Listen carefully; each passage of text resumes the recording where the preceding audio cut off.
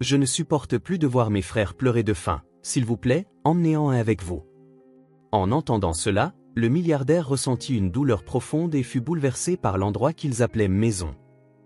Avant de commencer l'histoire, n'oubliez pas de laisser un like et de vous abonner à la chaîne pour voir plus d'histoires comme celle-ci. Cet après-midi-là, Thomas Parker ajusta ses lunettes de soleil en sortant de la voiture noire, un modèle sobre mais luxueux dont la valeur astronomique seuls les vrais connaisseurs reconnaîtraient. Son chauffeur ouvrit la portière avec la précision de quelqu'un qui avait fait ce geste quotidiennement depuis 5 ans. « Monsieur Parker, bienvenue au centre communautaire de l'espoir. » Une femme d'âge mûr, les cheveux gris attachés en un simple chignon, l'accueillit avec un sourire plus chaleureux que Thomas ne l'aurait souhaité. Elle lui tendit la main. Il hésita une seconde avant de la lui serrer, essayant de masquer son malaise avec un sourire cordial bien rodé. « Ravi de vous rencontrer, Madame Martha. Je suis la coordinatrice du centre, » dit-elle en lui serrant la main avec peut-être un peu trop d'enthousiasme. « Nous sommes si honorés de votre visite. Les enfants sont impatients de rencontrer l'homme qui a sauvé notre projet. » Thomas acquiesça poliment, vérifiant discrètement sa montre. Il n'avait qu'1 heure pour terminer cette visite, une obligation que ses conseillers jugeaient essentielle pour humaniser votre image publique avant le lancement de sa nouvelle application financière. À 35 ans, Thomas Parker était le portrait de la réussite américaine moderne. Élevé dans une famille de classe moyenne, il était devenu milliardaire avant ses 30 ans grâce à une start-up technologique qui avait révolutionné le marché financier. Le Midas de la tech, l'appelait-on. Tout ce qu'il touchait se transformait en or, ou plus précisément, en actions grimpant en flèche. Le seul problème était que Thomas avait découvert depuis longtemps que l'or pouvait être froid. Le centre communautaire, en revanche, débordait de chaleur humaine, une qualité qui le mettait profondément mal à l'aise. Des enfants couraient dans les couloirs, leur rire résonnant sur les murs décorés de dessins colorés. Des adolescents se regroupaient en petits groupes, certains curieux de voir l'important visiteur, d'autres délibérément désintéressés. « Notre bibliothèque a été entièrement rénovée grâce à votre don », expliqua Martha alors qu'ils parcouraient un couloir étroit. « Avant, nous n'avions que quelques livres donnés. Maintenant, nous avons des ordinateurs, des tables d'études, tout ce dont nous avions besoin. » Thomas sourit machinalement, inspectant l'espace d'un œil clinique. La bibliothèque était modeste mais fonctionnelle. Les ordinateurs, bien que basiques, étaient neufs. Une amélioration considérable, sans aucun doute, mais une goutte d'eau dans l'océan par rapport à ses finances personnelles. La visite continua, la salle informatique, la cuisine nouvellement équipée, le terrain de sport fraîchement peint. À chaque arrêt, Martha expliquait comment le don substantiel de Thomas, qui, pour lui, avait coûté moins que ce qu'il dépensait mensuellement pour sa collection de montres, avait transformé l'endroit. « Qu'est-ce qui vous a motivé à investir dans un centre communautaire dans ce quartier particulier, Monsieur Parker ?» demanda Martha alors qu'il traversait la cour centrale. Thomas récita la réponse préparée par son équipe de relations publiques, « Je crois au pouvoir transformateur de l'éducation et de l'accès à la technologie. Ces jeunes sont notre avenir et ils méritent les mêmes opportunités que celles que j'ai eues. » Le mensonge coula aussi fluidement que quelque chose répété d'innombrables fois. La vérité, qu'il n'admettrait jamais, était beaucoup plus simple. Ses conseillers avaient identifié cet organisme de bienfaisance comme offrant le meilleur retour sur image pour l'investissement. « Humanisez-vous », avait-il dit. Les gens veulent des visages, pas seulement des logos. Dans la cuisine du centre, Thomas remarqua des paniers de nourriture soigneusement rangés sur des étagères. « Ce sont des dons pour les familles les plus démunies », expliqua Martha en suivant son regard. « Nous les distribuons chaque semaine. Ce n'est jamais assez, mais ça aide. » Thomas acquiesça sans vraiment absorber l'information. Son regard s'était déjà égaré vers sa montre. Encore 20 minutes pour cette visite soigneusement orchestrée, et il se sentait déjà épuisé. « Aimeriez-vous faire un petit tour dans le quartier ?» suggéra Martha alors qu'il quittait le centre. « Pour que vous puissiez voir l'impact du centre sur la communauté. » Thomas était sur le point de refuser, mais quelque chose le retint. Peut-être une lueur inattendue de curiosité, ou peut-être juste le désir d'échapper à l'environnement artificiel du centre. « Bien sûr, pourquoi pas ? J'ai quelques minutes avant ma prochaine réunion. » Le contraste entre le centre communautaire et ses environs était saisissant. Tandis que le centre avait été fraîchement peint et rénové grâce à l'argent des dons, les rues avoisinantes restaient négligées par les autorités locales. Trottoirs défoncés, tas d'ordures dans certains coins, maisons improvisées avec des matériaux précaires. Martha parlait sans arrêt, expliquant comment le centre essayait d'être un oasis au milieu des difficultés. Thomas écoutait distraitement, perdu dans ses propres pensées, se préparant mentalement à une réunion avec des investisseurs chinois, pensant aux chiffres qu'il devait présenter, aux stratégies à mettre en œuvre. Puis cela arriva. Au coin d'une rue particulièrement étroite, alors que le groupe marchait lentement, une petite silhouette émergea de l'ombre entre deux bâtiments. C'était une petite fille, bien trop petite même par rapport aux autres enfants qu'il avait vus au centre. Des cheveux sombres et ébouriffés encadraient un visage pâle aux pommettes saillantes. Elle portait un t-shirt qui avait peut-être été rose autrefois, mais qui s'était délavé en une teinte indéterminée, clairement trop grand pour son corps frêle. Mais c'étaient ses yeux qui capturèrent Thomas, sombres, intenses et troublantement adultes sur ce visage d'enfant. Des yeux qui avaient vu plus que n'importe quel enfant ne devrait jamais voir. La fillette s'approcha, ignorant complètement les deux gardes du corps discret qui suivaient Thomas à distance. Elle s'arrêta juste devant lui, levant le regard avec une détermination déconcertante. « Êtes-vous l'homme riche qui aide la petite école » demanda-t-elle d'une voix étonnamment claire et articulée. Thomas, pris au dépourvu par son approche directe, ne put qu'acquiescer. La fillette garda les yeux fixés sur lui, comme si elle évaluait sa réponse. Puis, sans prévenir, ses yeux s'emplirent de larmes. « Je ne supporte plus de voir mes frères pleurer de faim. S'il vous plaît, prenez-en un avec vous. » Sa voix monta, étranglée par les sanglots qui coulaient maintenant sur son petit visage. Le temps sembla se figer. Les bruits de la rue s'estompèrent. L'air lui-même parut plus dense, plus lourd, comme si ces mots avaient une substance réelle. Thomas sentit quelque chose se briser en lui. Ce n'était pas subtil ou métaphorique. C'était physique, viscéral, comme si quelqu'un avait frappé la fine couche de glace sous laquelle il marchait depuis des années sans s'en rendre compte. « Comment t'appelles-tu » demanda-t-il, reconnaissant à peine sa propre voix tremblante et basse. « Amélie » répondit la fillette en essuyant ses larmes avec la manche de son t-shirt trop grand. « J'ai 5 ans », ajouta-t-elle, ce détail comme si elle devait établir sa crédibilité. Les gardes du corps s'approchèrent, incertains de la marche à suivre, mais Thomas les écarta d'un geste discret. « Amélie, où sont tes frères » Elle pointa du doigt une ruelle étroite derrière elle. « Là-bas. Ils ont faim, mais ils avaient peur de venir. » Thomas regarda Martha, qui semblait sincèrement surprise et préoccupée. « Connaissez-vous cet enfant » demanda-t-il à voix basse. Martha fronça les sourcils, observant Amélie de plus près. « Elle vient parfois au centre pour les repas. Nous pensions qu'elle vivait avec un parent dans le coin. Elle n'a jamais mentionné de frères et sœurs. » Thomas regarda autour de lui et remarqua une petite épicerie de l'autre côté de la rue. Il prit une décision soudaine. « Attendez ici un instant », dit-il en traversant la rue d'un pas décidé. Dans le modeste magasin, il ignora les regards curieux du commis qui remarqua son costume évidemment cher. Il acheta rapidement ce qu'il put trouver, pain, lait, fruits, biscuits, yaourts, jus et quelques barres de chocolat. Il paya avec un gros billet, refusant la monnaie d'un geste. Il retourna là où Amélie attendait, 2 sacs de provisions dans les mains. « Peux-tu me montrer où sont tes frères maintenant » demanda-t-il plus doucement cette fois. Les yeux d'Amélie s'écarquillèrent à la vue des sacs, mais elle se contenta d'acquiescer, lui tendant une petite main sale.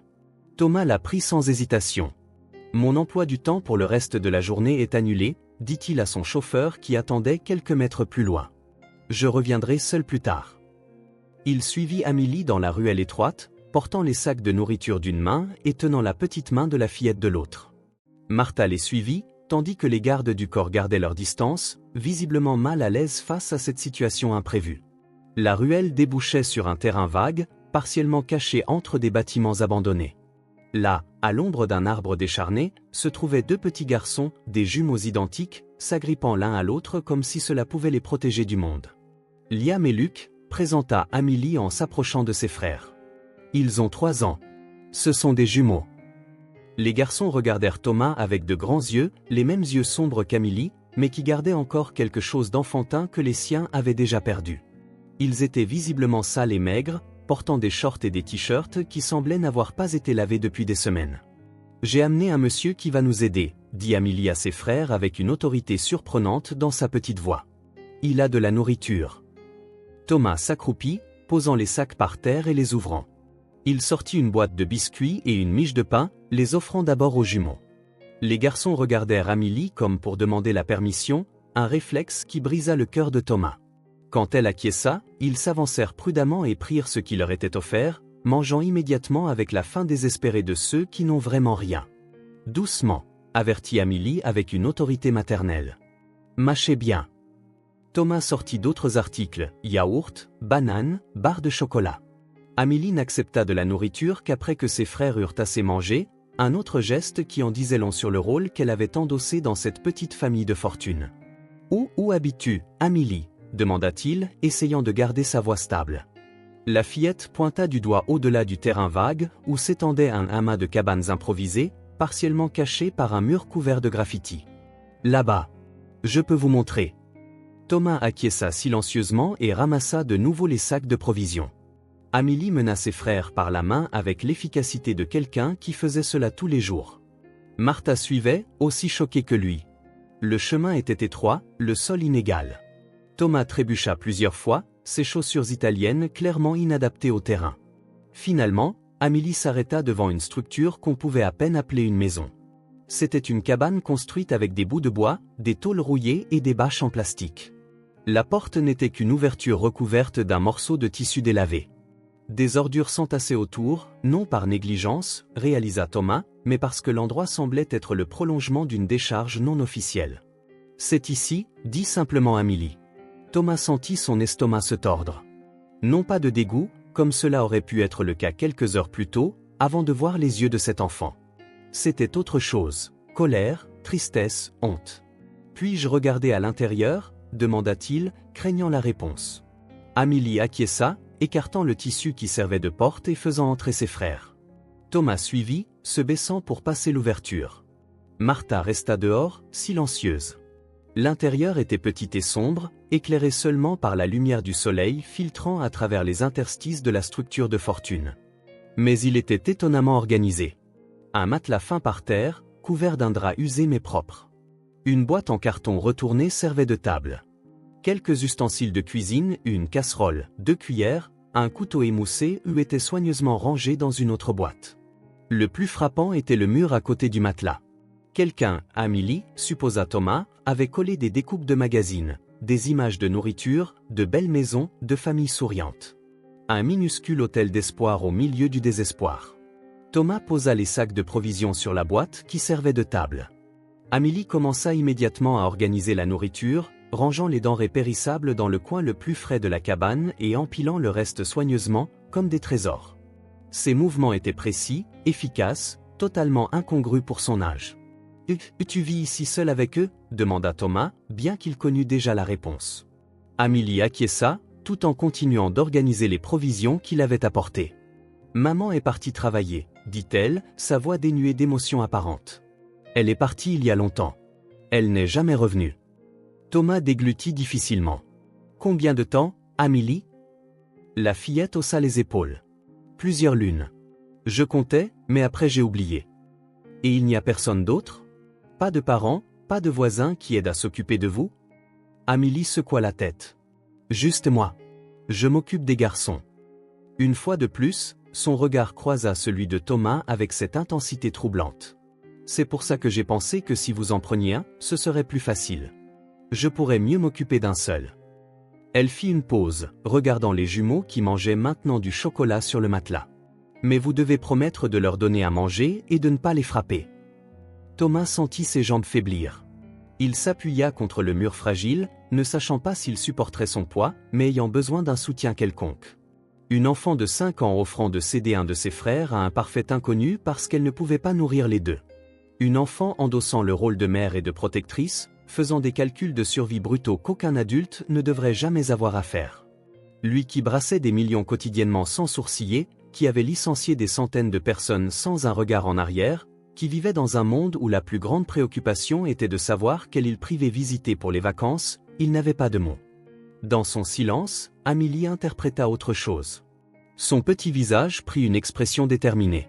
« Vous pouvez prendre les deux si vous voulez, dit-elle. Je me débrouillerai. » Sa voix trahit la première vraie fêlure dans son calme. « Juste, s'il vous plaît, prenez soin d'eux, d'accord » C'en était trop.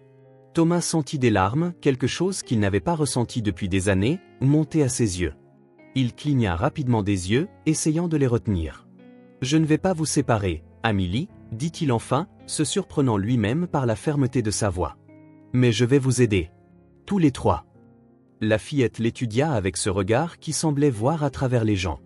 Promis? Le mot resta suspendu entre eux. Une promesse. Quand avait-il fait une vraie promesse pour la dernière fois?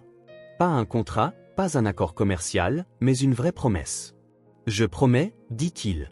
Et quelque chose dans sa voix dut convaincre Amélie, car elle se détendit visiblement. Je reviendrai demain avec plus de nourriture, ajouta Thomas. Et nous trouverons quelque chose de mieux. Un meilleur endroit pour vous tous.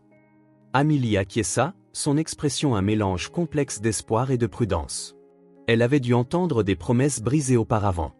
Thomas quitta la cabane quelques minutes plus tard, après avoir assuré à Amélie qu'il reviendrait le lendemain.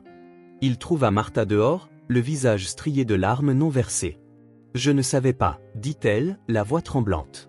Je jure que je ne savais pas. Elle vient parfois au centre pour les repas, mais n'a jamais mentionné, je n'ai jamais imaginé. » Thomas acquiesça silencieusement. Il n'y avait aucune accusation dans son cœur. Comment aurait-il pu? Lui-même, avec toutes ses ressources et son supposé pouvoir, n'avait jamais vraiment regardé, jamais vraiment vu ce qui était juste devant lui. « Je reviendrai demain, dit-il simplement. Et pas seulement avec de la nourriture. Je trouverai un moyen de les aider vraiment. » Alors qu'il retournait vers la rue principale, traversant le terrain vague et la ruelle étroite, Thomas se sentit à la fois étrangement léger et incroyablement accablé. Quelque chose avait changé, basculé. Une vérité inconfortable, toujours en marge de sa conscience, occupait maintenant le devant de la scène. À quoi servait tout son argent, tout son pouvoir, si des enfants comme Amélie et ses frères vivaient ainsi à quelques kilomètres des gratte-ciel où ils brassaient des millions quotidiennement? Qu'est-ce que cela disait du monde qu'il avait construit pour lui-même, celui qu'ils construisaient tous collectivement, qu'une enfant de 5 ans doive envisager de donner un frère pour que l'autre puisse manger? Thomas s'arrêta à l'entrée de la ruelle, regardant la ville qui s'étendait devant lui. Les gratte-ciels étincelant au loin, les voitures chères qui passaient, les gens qui se dépêchaient, indifférents au petit drame humain dont il venait d'être témoin. Indifférent comme il l'avait été jusqu'à quelques minutes auparavant. Il sortit son téléphone et annula tous ses rendez-vous de la journée et de la semaine suivante d'un seul message. Ses enfants, ses yeux, avaient changé quelque chose de fondamental en lui. Il n'était plus le même homme qui avait quitté son luxueux Penthouse ce matin-là, prévoyant seulement une rapide visite caritative pour polir son image. Alors qu'il retournait au centre communautaire de l'Espoir, Thomas ne pouvait s'empêcher de penser au silence qui avait suivi la demande désespérée d'Amélie. Ce moment où le temps avait semblé s'arrêter. Un silence qui résonnait encore en lui. Un silence qui coûterait bien plus cher que n'importe quel don qu'il ait jamais fait. Cela lui coûterait sa complaisance, son indifférence cultivée, sa capacité à détourner le regard. C'était le silence le plus cher qu'il ait jamais rencontré. Et d'une certaine manière, il savait qu'il vaudrait chaque centime. La pluie tambourinait contre la fenêtre du bureau de Thomas. Assis dans son fauteuil en cuir italien, il contemplait la ville à travers la vitre embuée, une ligne d'horizon de gratte-ciel se dressant comme des monuments au pouvoir et à l'argent. Son empire. Son monde. Pourtant, ses pensées étaient à des kilomètres de là, dans une petite cabane de fortune en périphérie. Cela faisait 3 semaines depuis la première rencontre avec Amélie. 3 semaines que cet enfant frêle aux yeux bien trop vieux pour son âge avait fissuré son armure soigneusement construite.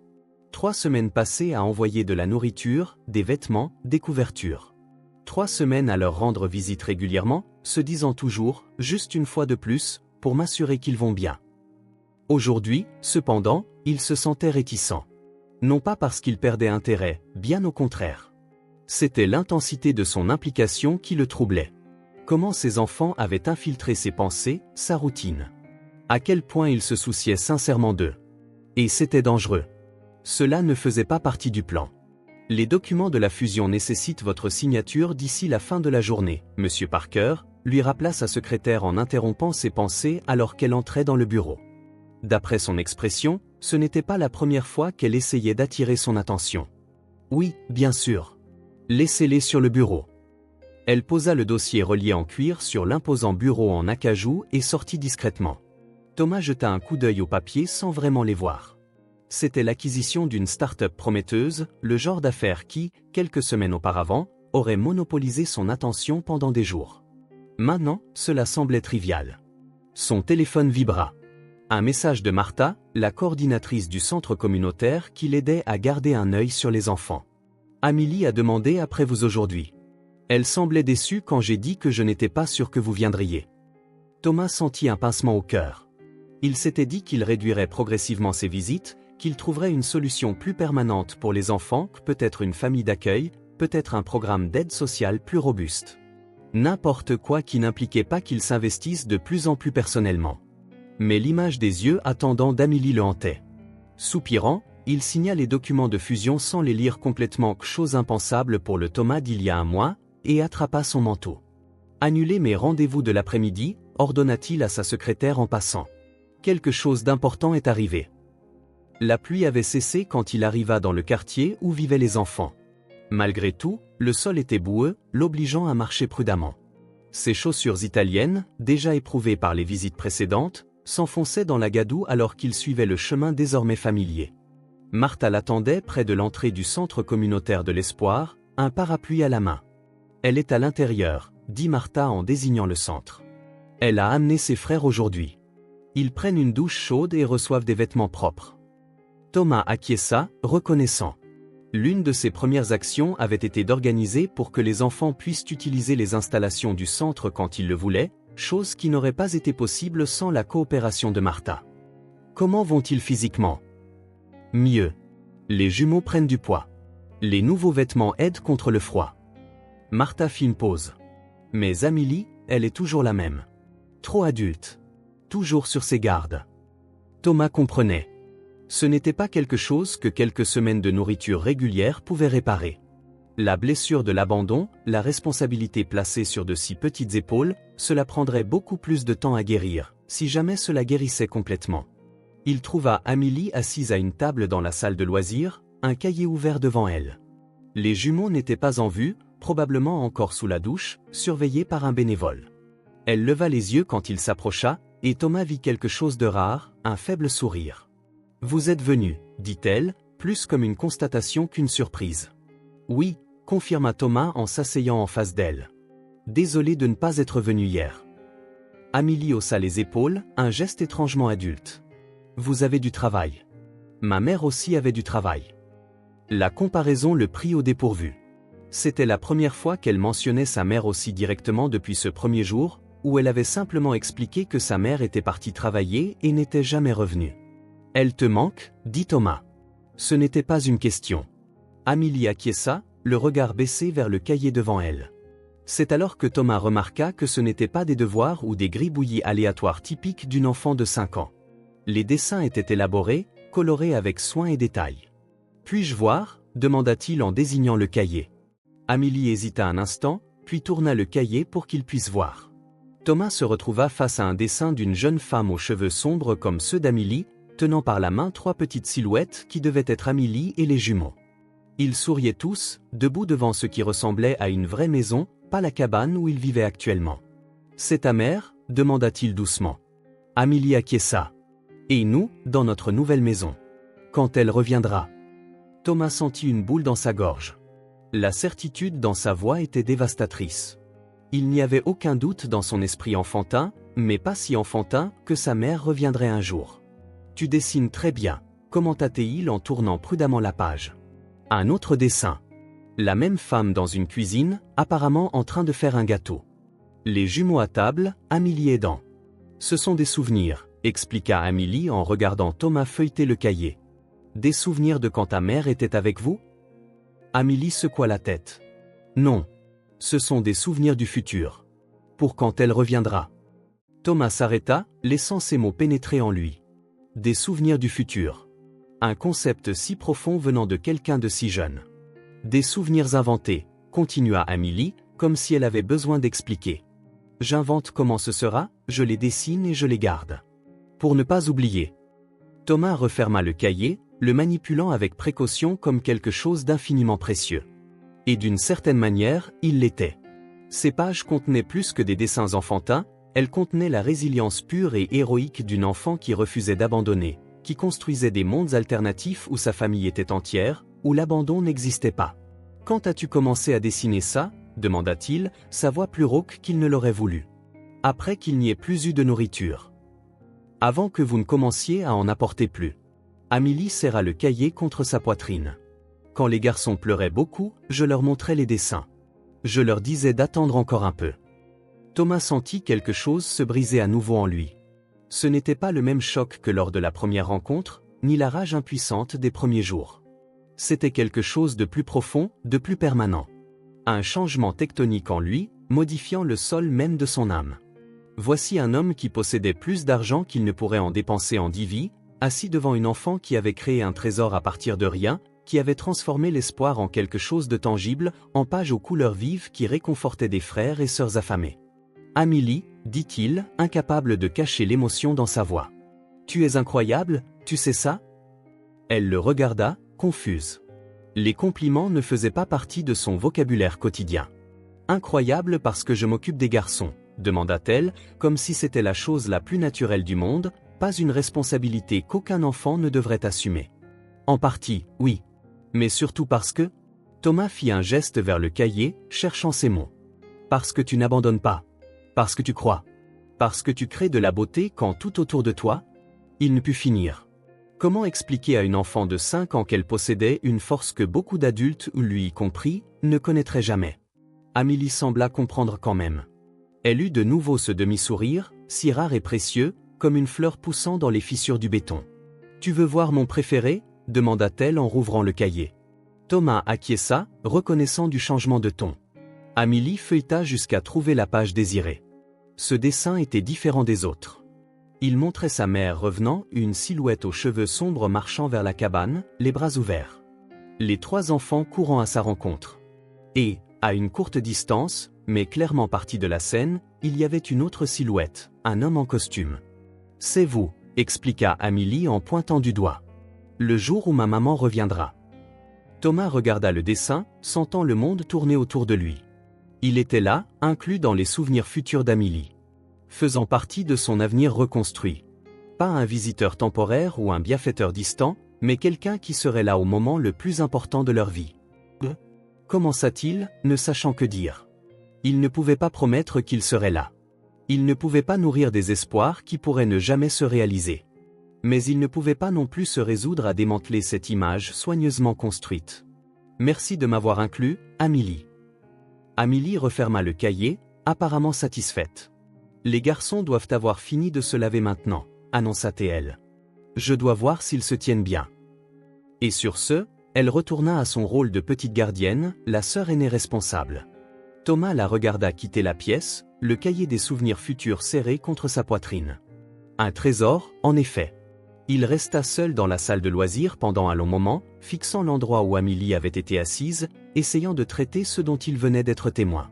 Quelque chose avait changé en lui, irréversiblement. Les fissures dans sa routine, dans ses priorités, dans sa vision du monde n'étaient plus de simples fêlures, c'étaient des gouffres. Elle vous a montré les dessins, dit Martha en revenant dans la pièce avec un plateau de thé. Ce n'était pas une question. Thomas acquiesça, acceptant la tasse qu'elle lui tendait. Vous les avez vus? Certains. Elle dessine ici parfois, quand elle amène les garçons. C'est la prof d'art qui lui a donné ce cahier, ces crayons. Martha s'assit, l'expression sérieuse. Thomas, vous réalisez ce qui se passe, n'est-ce pas? Il sirota le thé, gagnant du temps. Que voulez-vous dire? Ces enfants s'attachent à vous. Surtout Amélie. Vous devenez constant, fiable. Martha choisit ses mots avec soin. C'est merveilleux. Mais c'est aussi une énorme responsabilité. Thomas le savait. C'était précisément ce qui le terrifiait, ce qui l'avait fait hésiter à venir aujourd'hui. Il ne s'agissait plus seulement de fournir de la nourriture ou des vêtements. Il devenait quelqu'un dont ses enfants dépendaient. Quelqu'un qui figurait dans leur avenir. Quelqu'un qui faisait partie de leurs souvenirs inventés. Je ne sais pas comment faire ça, admit-il finalement. Je ne sais pas comment être ce dont ils ont besoin. Personne ne le sait, au début, répondit doucement Martha. Pensez-vous que je savais comment gérer ce centre quand j'ai commencé? Est-ce que les parents savent comment élever leurs enfants quand ils les ont? On apprend en faisant, en échouant, en essayant à nouveau. Thomas regarda par la fenêtre. La pluie avait complètement cessé, laissant le ciel avec cette clarté particulière qui vient après une tempête. Dehors, dans la cour, Amélie jouait avec les jumeaux, les regardant courir en cercle en essayant de s'attraper. Ils portaient des vêtements propres, leurs cheveux encore humides du bain, ressemblant, pour un bref instant, à des enfants normaux. « Que pensez-vous que je devrais faire » demanda-t-il, les regardant toujours. Martha suivit son regard. La question, que voulez-vous faire? Thomas y réfléchit. Que voulait-il? Il y a quelques semaines, il aurait dit qu'il voulait seulement apporter une aide brève, soulager sa conscience, peut-être trouver une solution institutionnelle et retourner à sa vie. Maintenant, il n'était plus sûr. L'image du dessin d'Amélie restait vivace dans son esprit, lui-même, faisant partie de l'avenir de ses enfants, partie de la reconstruction qu'il désirait si désespérément. « Je veux faire ce qui est le mieux pour eux », dit-il enfin. Martha sourit, comme si elle s'attendait exactement à cette réponse. Alors commencez par écouter. Écoutez Amélie, les jumeaux. Ce qu'ils disent et ce qu'ils ne disent pas. Ce qu'ils dessinent, ce dont ils rêvent. Elle fit un geste vers la cour. Amélie vous a fait confiance aujourd'hui en vous montrant ce cahier. C'est un début. Thomas acquiesça lentement. Écoutez. Cela semblait simple, presque trivial.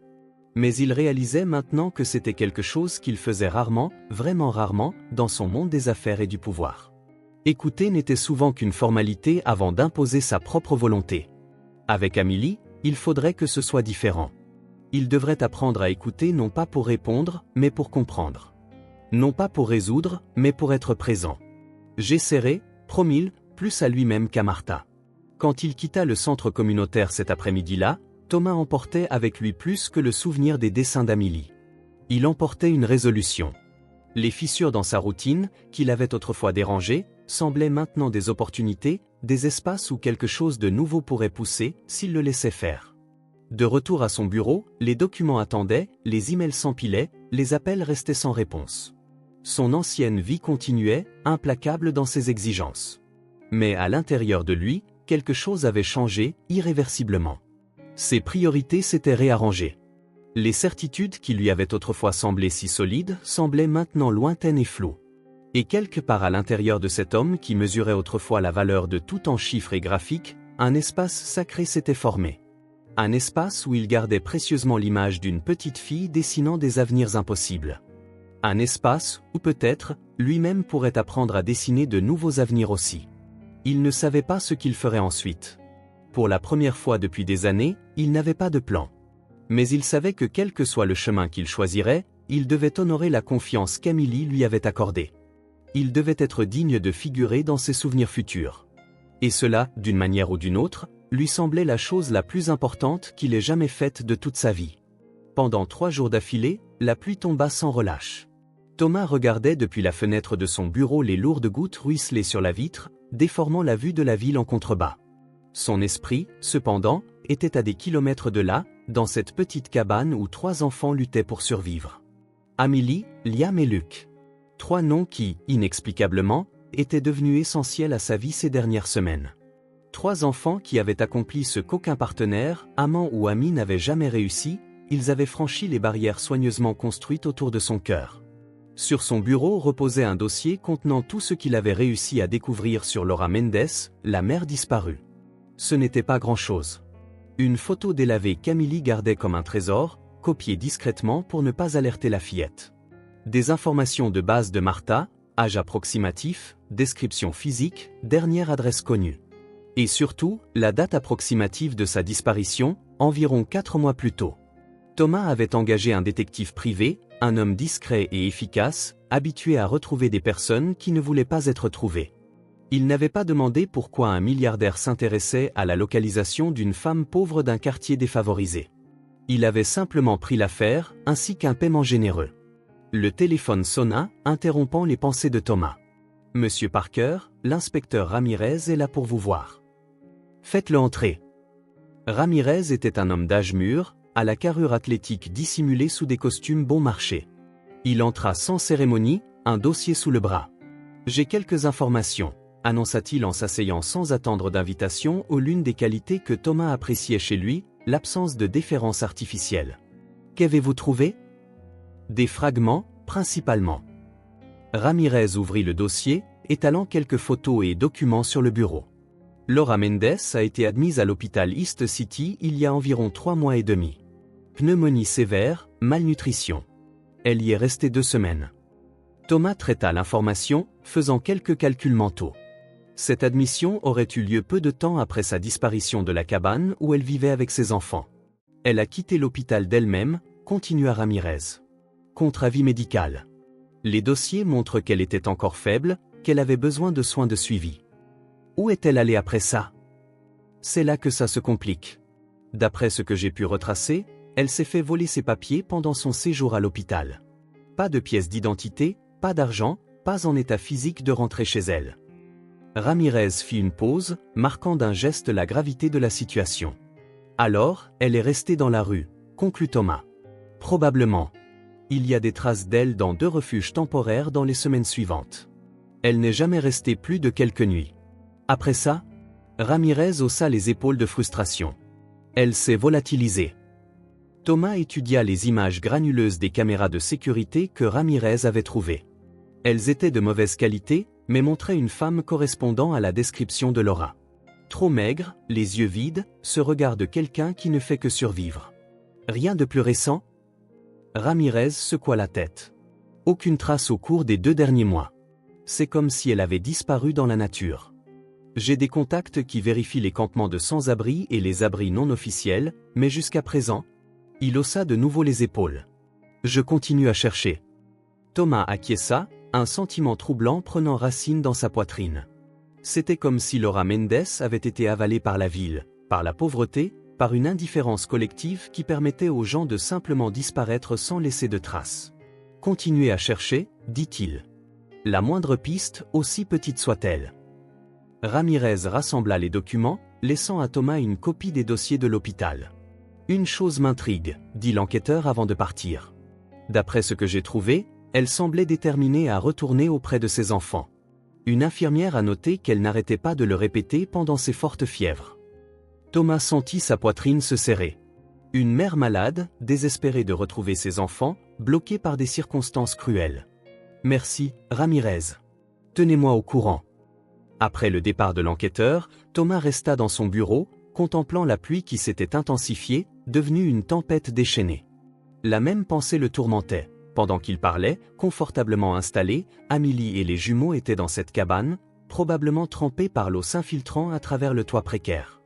Il prit son téléphone et composa le numéro de Martha. « Comment vont-ils » La voix inquiète de Martha lui parvint. « Pas bien, Thomas. Toute la zone est inondée. Je les ai amenés au centre aujourd'hui, mais je ne peux pas les garder ici indéfiniment. C'est si grave? Pire que vous ne pouvez l'imaginer. Leur cabane, une partie s'est effondrée la nuit dernière. Si ce n'était pas pour Amélie, qui a remarqué les fissures et a sorti les garçons à temps, Thomas sentit son estomac se nouer. Des enfants seuls dans une tempête, dans une cabane qui s'effondre. J'arrive, dit-il d'un ton décidé. Et je ne partirai pas sans eux. 90 minutes plus tard, Thomas se gara devant le centre communautaire de l'Espoir. La pluie tombait toujours sans pitié, transformant les rues non pavées en rivières de boue. Toute la zone ressemblait à une scène de catastrophe. Cabanes partiellement détruites, affaires trempées, gens essayant de sauver le peu qu'ils possédaient. Martha l'accueillit à la porte, l'inquiétude gravée sur son visage. Ils sont dans la pièce du fond. Je leur ai donné des vêtements secs, un repas chaud. Les jumeaux vont bien, mais Amélie? Qu'est-ce qu'elle a? Elle a de la fièvre. Probablement juste un rhume à cause du temps passé sous la pluie. Rien de grave, pour l'instant. Mais Thomas suivit Martha à travers les couloirs désormais familiers. Dans la petite pièce du fond, il trouva les jumeaux endormis sur un matelas improvisé, enveloppés dans des couvertures. Amélie était assise à côté d'eux, le dos droit, les yeux vigilants, même si son propre corps montrait des signes évidents de maladie. Elle le regarda, et quelque chose dans son regard s'éclaira, rapidement remplacé par sa lassitude habituelle. « Ils sont venus nous emmener » demanda-t-elle, la voix rauque. Thomas fronça les sourcils, confus. « Qui viendrait vous emmener » ? Les gens du gouvernement. Ceux qui séparent les frères et sœurs. Le cœur de Thomas se serra alors qu'il réalisait qu'elle parlait des services de protection de l'enfance. Elle craignait plus que tout que sa petite famille soit divisée. « Non » répondit-il en s'asseyant à côté d'elle. « Personne ne va vous séparer. Je suis venu parce que j'étais inquiet. » Amélie se détendit un peu. Ses yeux, habituellement si alertes, semblaient fiévreux, légèrement flous. « Notre maison est tombée » dit-elle avec cette honnêteté désarmante qui le désarçonnait toujours. « Je sais, Martha me l'a dit » répondit doucement Thomas. « Amélie, vous ne pouvez pas y retourner. » La fillette acquiesça, le surprenant. « Je sais. Je n'ai plus d'endroit où garder les garçons maintenant. » Ce mot, « garder » comme si ses frères étaient des trésors qu'elle devait protéger. Et ne l'était-il pas, d'une certaine manière? J'ai trouvé un endroit où vous pourrez rester, continua Thomas. Quelque part de sûr, chaud, sec. Avec de la nourriture tous les jours. Amélie l'étudia avec ce regard pénétrant. Pour combien de temps? Aussi longtemps que nécessaire. Jusqu'à ce... Il hésita. Jusqu'à ce qu'il trouve une solution permanente? Jusqu'à ce que les systèmes sociaux défaillants fonctionnent enfin? Jusqu'à ce qu'ils trouvent leur mère? Jusqu'à ce que vous soyez vraiment en sécurité. Tous les trois. La petite fille regarda ses frères endormis, puis de nouveau Thomas. D'accord, accepta-t-elle enfin, avec le sérieux de quelqu'un finalisant un accord commercial. Mais seulement si on reste ensemble. Je promets. 2 heures plus tard, après des arrangements hâtifs et quelques coups de téléphone démontrant le pouvoir du non par cœur, Thomas conduisait une voiture à travers les grilles d'une propriété discrète en périphérie de la ville. C'était une grande maison, initialement destinée à être une clinique de réhabilitation pour familles aisées. Elle avait maintenant été convertie à la hâte en un refuge temporaire pour 3 enfants abandonnés. Amélie regardait tout depuis la fenêtre, ses yeux fiévreux écarquillés alors qu'il découvrait la maison illuminée. Les jumeaux, somnolents, enregistrèrent à peine le changement. « Ici ?» demanda-t-elle, la voix teintée d'incrédulité. « Ici ?» confirma Thomas. « Au moins pour l'instant. » Des employés attendaient déjà, une infirmière pour vérifier la santé des enfants, en particulier la fièvre persistante d'Amélie, une cuisinière qui avait préparé un repas simple mais nourrissant, une psychologue pour enfants spécialisée dans les traumatismes, soigneusement sélectionnée par Thomas parmi les meilleurs professionnels de la ville. Amélie observait tout avec méfiance. Elle ne permit à l'infirmière de l'examiner qu'après que les jumeaux eurent été vus en premier. Elle n'accepta de la nourriture qu'après s'être assurée que ses frères en avaient assez. Quand vint l'heure du coucher, elle insista pour partager une chambre avec eux, malgré l'abondance d'espace. Thomas l'observait, reconnaissant dans ses gestes protecteurs un écho lointain de sa propre enfance. Non pas la pauvreté, ses parents l'avaient laissé financièrement en sécurité lorsqu'ils étaient morts dans un accident, mais le sentiment d'être déraciné d'un monde sûr et projeté dans un autre, dur et imprévisible. Les jours suivants, Thomas partagea son temps entre son bureau et le refuge, établissant une nouvelle routine qui déconcertait ses partenaires et employés. Le milliardaire impitoyable, réputé pour son dévouement obsessionnel au travail, disparaissait maintenant pendant des heures sans explication. La vérité, qu'il n'exprimait jamais, était qu'il se sentait plus en paix là-bas, dans la maison en périphérie, à regarder Amélie et les jumeaux s'adapter progressivement au confort et à la sécurité. La fièvre d'Amélie diminua. Les jumeaux prenaient visiblement du poids. Même la vigilance constante de la fillette semblait se relâcher, ne serait-ce que légèrement. Un après-midi particulièrement calme, près d'une semaine après leur installation au refuge, Thomas trouva Amélie assise dans le jardin, son cahier de souvenirs futurs sur les genoux. Il s'approcha doucement, ne voulant pas déranger sa concentration. « J'en ai fait un nouveau », dit-elle sans lever les yeux de son dessin. « Je peux voir ?» demanda Thomas en s'asseyant à côté d'elle sur le banc. Amélie tourna le cahier vers lui. Le dessin représentait la nouvelle maison où il séjournait. Au premier plan, clairement identifiable malgré les traits enfantins, se trouvaient Amélie et les jumeaux. À côté d'eux, une silhouette féminine eut vraisemblablement leur mère qu'ils attendaient toujours. À une courte distance, mais indéniablement présent, se tenait Thomas. « Nous tous », expliqua Amélie en désignant les personnages. « Vous tous », acquiesça Thomas, sentant une boule dans sa gorge. « Avez-vous découvert où est ma mère ?» demanda Amélie, le prenant au dépourvu par sa question directe. Thomas hésita. Il ne voulait pas lui mentir, jamais. Mais il ne voulait pas non plus détruire son espoir. « Pas exactement », répondit-il. « J'ai découvert quelques petites choses. Elle était malade, à l'hôpital. » Les yeux d'Amélie s'agrandirent. « Un hôpital ? Comme le vôtre ? » « Pas aussi cher que ceux que j'utilise, » dit doucement Thomas. « Un hôpital public. » « Est-ce qu'elle allait mieux ?» Thomas pensa au dossier de l'hôpital que Ramirez avait trouvé, à la sortie précoce contre avis médical. Elle allait un peu mieux, oui. Mais elle n'était pas complètement rétablie quand elle est partie. Amélie traita l'information, considérant son importance. « Alors, elle ne nous a pas abandonnés », conclut-elle finalement, sa petite voix stable. « Elle est tombée malade. Elle ne pouvait pas revenir. » Thomas acquiesça de nouveau, admirant la capacité de cet enfant à aller droit au cœur du problème. « C'est ce qu'il semble, oui. Tout indique qu'elle voulait revenir vers vous. » Amélie referma le cahier, le serrant contre sa poitrine. Je le savais, dit-elle simplement. Ce soir-là, après le dîner, Thomas se prépara à partir. Il avait des réunions importantes le lendemain matin, des documents qui nécessitaient son attention, un empire qui continuait de fonctionner malgré sa préoccupation nouvelle pour 3 enfants abandonnés. « Tu reviens demain ?» demanda Amélie, le regardant attraper son manteau. « J'essaierai » répondit honnêtement Thomas. « Mais je ne pourrai peut-être venir que le jour d'après. J'ai des réunions importantes. » Elle acquiesça, acceptant cette explication sans montrer de déception.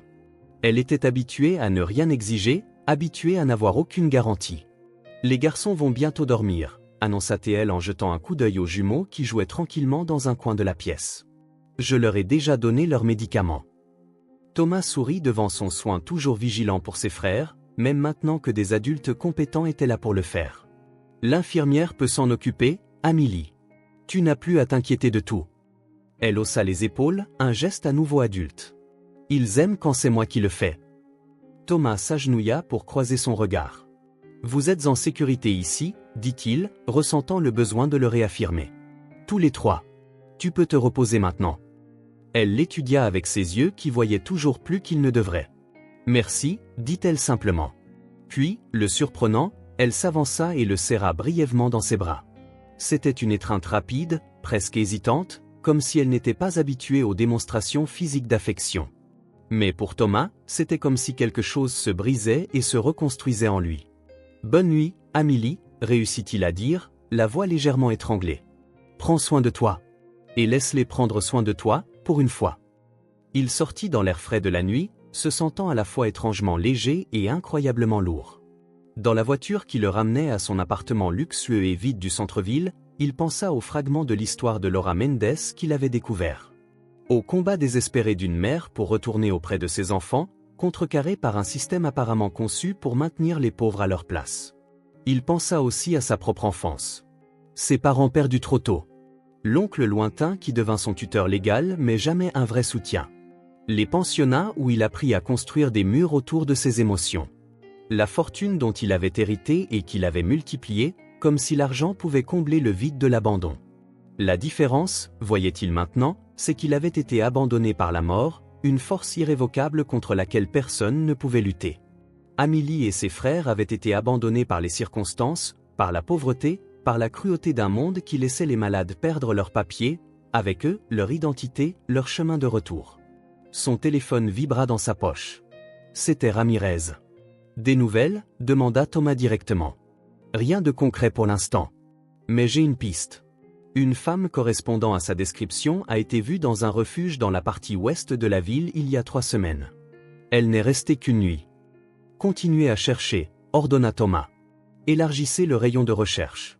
Elle a peut-être quitté la ville. Ça rendra les choses beaucoup plus difficiles. Je sais. Mais n'abandonnez pas. » Thomas raccrocha, sentant le poids de la promesse tacite qu'il avait faite à Amélie. Retrouver sa mère, réunir une famille brisée, donner une fin heureuse à une histoire qui semblait destinée à la tragédie. Ce ne serait pas facile. Ce serait peut-être impossible.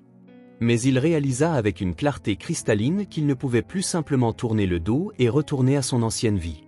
Il était investi maintenant, d'une manière qu'il ne l'avait jamais été auparavant. Alors que sa voiture glissait à travers les rues lumineuses du centre-ville, si différentes des ruelles sombres et inondées où il avait rencontré Amélie pour la première fois, Thomas se fit une promesse.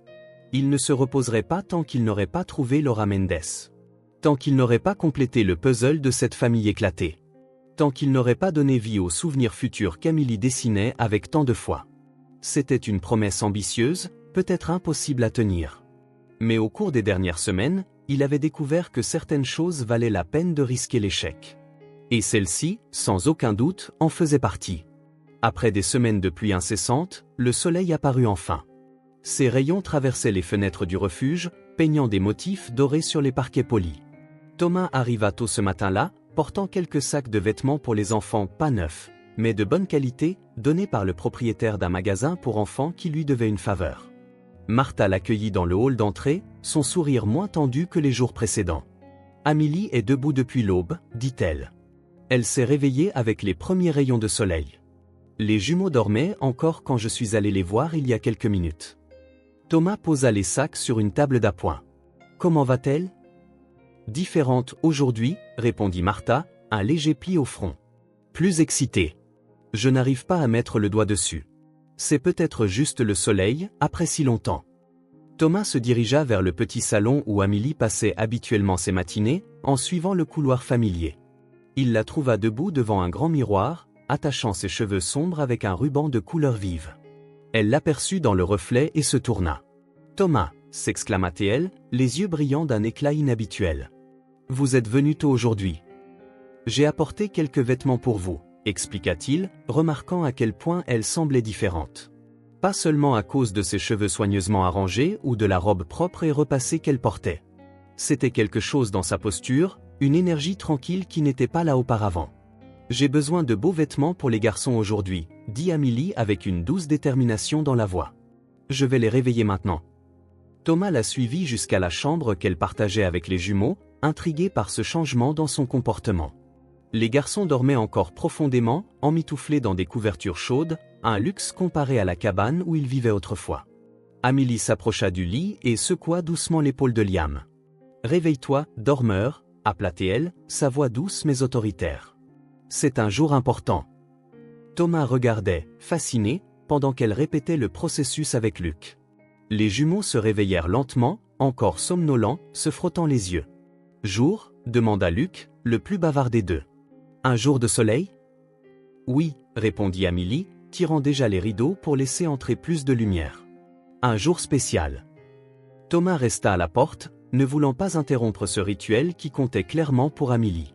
Elle se déplaçait avec une énergie contenue, choisissant des vêtements propres dans la petite armoire, lavant le visage des jumeaux avec une serviette humide, peignant leurs cheveux avec un soin méticuleux. « Pourquoi est-ce un jour spécial ?» demanda finalement Thomas, sa curiosité l'emportant sur sa discrétion. Amélie leva les yeux, ses mains occupées à boutonner la chemise de Liam. Pendant un instant, elle parut surprise par la question, comme si la réponse était trop évidente pour avoir besoin d'être énoncée. « Parce qu'il fait soleil », dit-elle simplement. Puis, baissant la voix, elle ajouta « Elle pourrait revenir aujourd'hui. » À cet instant, Thomas comprit. Leur mère. Laura Mendes. C'était pour cela qu'Amélie habillait ses frères si soigneusement, pourquoi ses yeux brillaient si fort. Dans son esprit d'enfant, une enfant forcée de grandir trop vite, mais toujours une enfant où la réapparition de la mère était liée au soleil. Peut-être parce que Laura était partie un jour de soleil. Peut-être parce que pour Amélie, sa mère et le soleil apportaient tous deux chaleur et lumière. Quelque chose se brisa à nouveau à l'intérieur de Thomas. Pas une rupture violente, mais plutôt comme un barrage cédant lentement sous la pression implacable de l'eau, jusqu'à ce qu'une fissure se forme et qu'il ne puisse plus tenir. Un nœud se forma dans sa gorge, une lourdeur dans sa poitrine qu'il ne pouvait nommer. Amélie, commença-t-il, ne sachant que dire. Comment expliquer que des semaines de recherche n'avaient abouti qu'à des fragments, de fausses pistes et des espoirs frustrés? Mais la fillette sourit, un sourire rare, débordant d'une certitude qu'aucun adulte ne pourrait pleinement comprendre. « Avez-vous apporté de beaux vêtements ?» demanda-t-elle, changeant habilement de sujet tout en vérifiant les boutons de Luc. « Les garçons doivent être beaux quand elle viendra. » Thomas se contenta d'acquiescer, ravalant les mots de mise en garde qu'il avait failli prononcer. « Ils sont dans l'autre pièce. Prenons d'abord le petit déjeuner, et ensuite tu pourras choisir ce que tu veux pour eux. » La matinée se déroula dans une atmosphère onirique. Amélie, habituellement si sérieuse et réservée, semblait flotter dans la maison, rangeant, arrangeant, préparant. Après le petit déjeuner, elle se jeta sur la sélection des plus beaux articles parmi les vêtements que Thomas avait apportés. Elle choisit avec soin, comme une petite styliste, assortissant les couleurs et vérifiant les tailles. Ceci pour Liam, décida-t-elle en brandissant une chemise bleu clair. Ça va avec ses yeux. Thomas l'observait, émerveillé par sa détermination à maintenir l'espoir contre toute attente. Combien il aurait été plus facile de simplement abandonner, d'accepter l'absence de sa mère comme permanente. Pourtant, Amélie refusait. Pour elle, le retour de sa mère n'était pas une question de « si », mais de « quand ». Alors que la matinée se transformait en après-midi, un nouveau sentiment commença à se former en Thomas. Quelque chose qu'il ne pouvait pas encore nommer, quelque chose qui germait comme une graine plantée en terre fertile. Une résolution. Une décision prenant forme, non pas comme une pensée consciente, mais comme une certitude profonde et inébranlable. « Je dois sortir quelques heures », annonça-t-il après le déjeuner. « Je serai de retour avant le dîner. » Amélie leva les yeux du puzzle qu'elle assemblait avec les jumeaux. Une lueur d'inquiétude traversa son visage. Tu reviendras vraiment aujourd'hui? C'est important. Je promets, dit-il, égalant son sérieux. Je ne manquerai cette journée pour rien au monde. Dans sa voiture, traversant les rues de la ville, Thomas passa un appel. Ramirez. J'ai besoin de cette dernière piste que vous avez mentionnée. Le refuge dans la zone ouest. Je veux l'adresse exacte. Je pensais que nous l'avions écarté, répondit l'enquêteur, l'air surpris. La femme n'est restée qu'une nuit et ne correspondait pas tout à fait à la description. C'est tout ce que nous avons, insista Thomas. Et aujourd'hui, j'ai le sentiment que nous devrions vérifier à nouveau. Il y avait quelque chose dans sa voix qui n'admettait aucune discussion. Ramirez lui donna l'adresse sans plus d'objection. Le refuge se trouvait dans un quartier délabré, un mélange de bâtiments abandonnés et de petits commerces protégés derrière de lourdes grilles métalliques. Thomas gara sa voiture, choisissant délibérément un modèle discret, et se dirigea vers l'entrée. C'était un endroit simple, mais propre, géré par une organisation religieuse qui offrait des lits et des repas chauds aux personnes dans la rue. Les résidents devaient partir pendant la journée pour chercher du travail ou s'occuper de leurs affaires personnelles.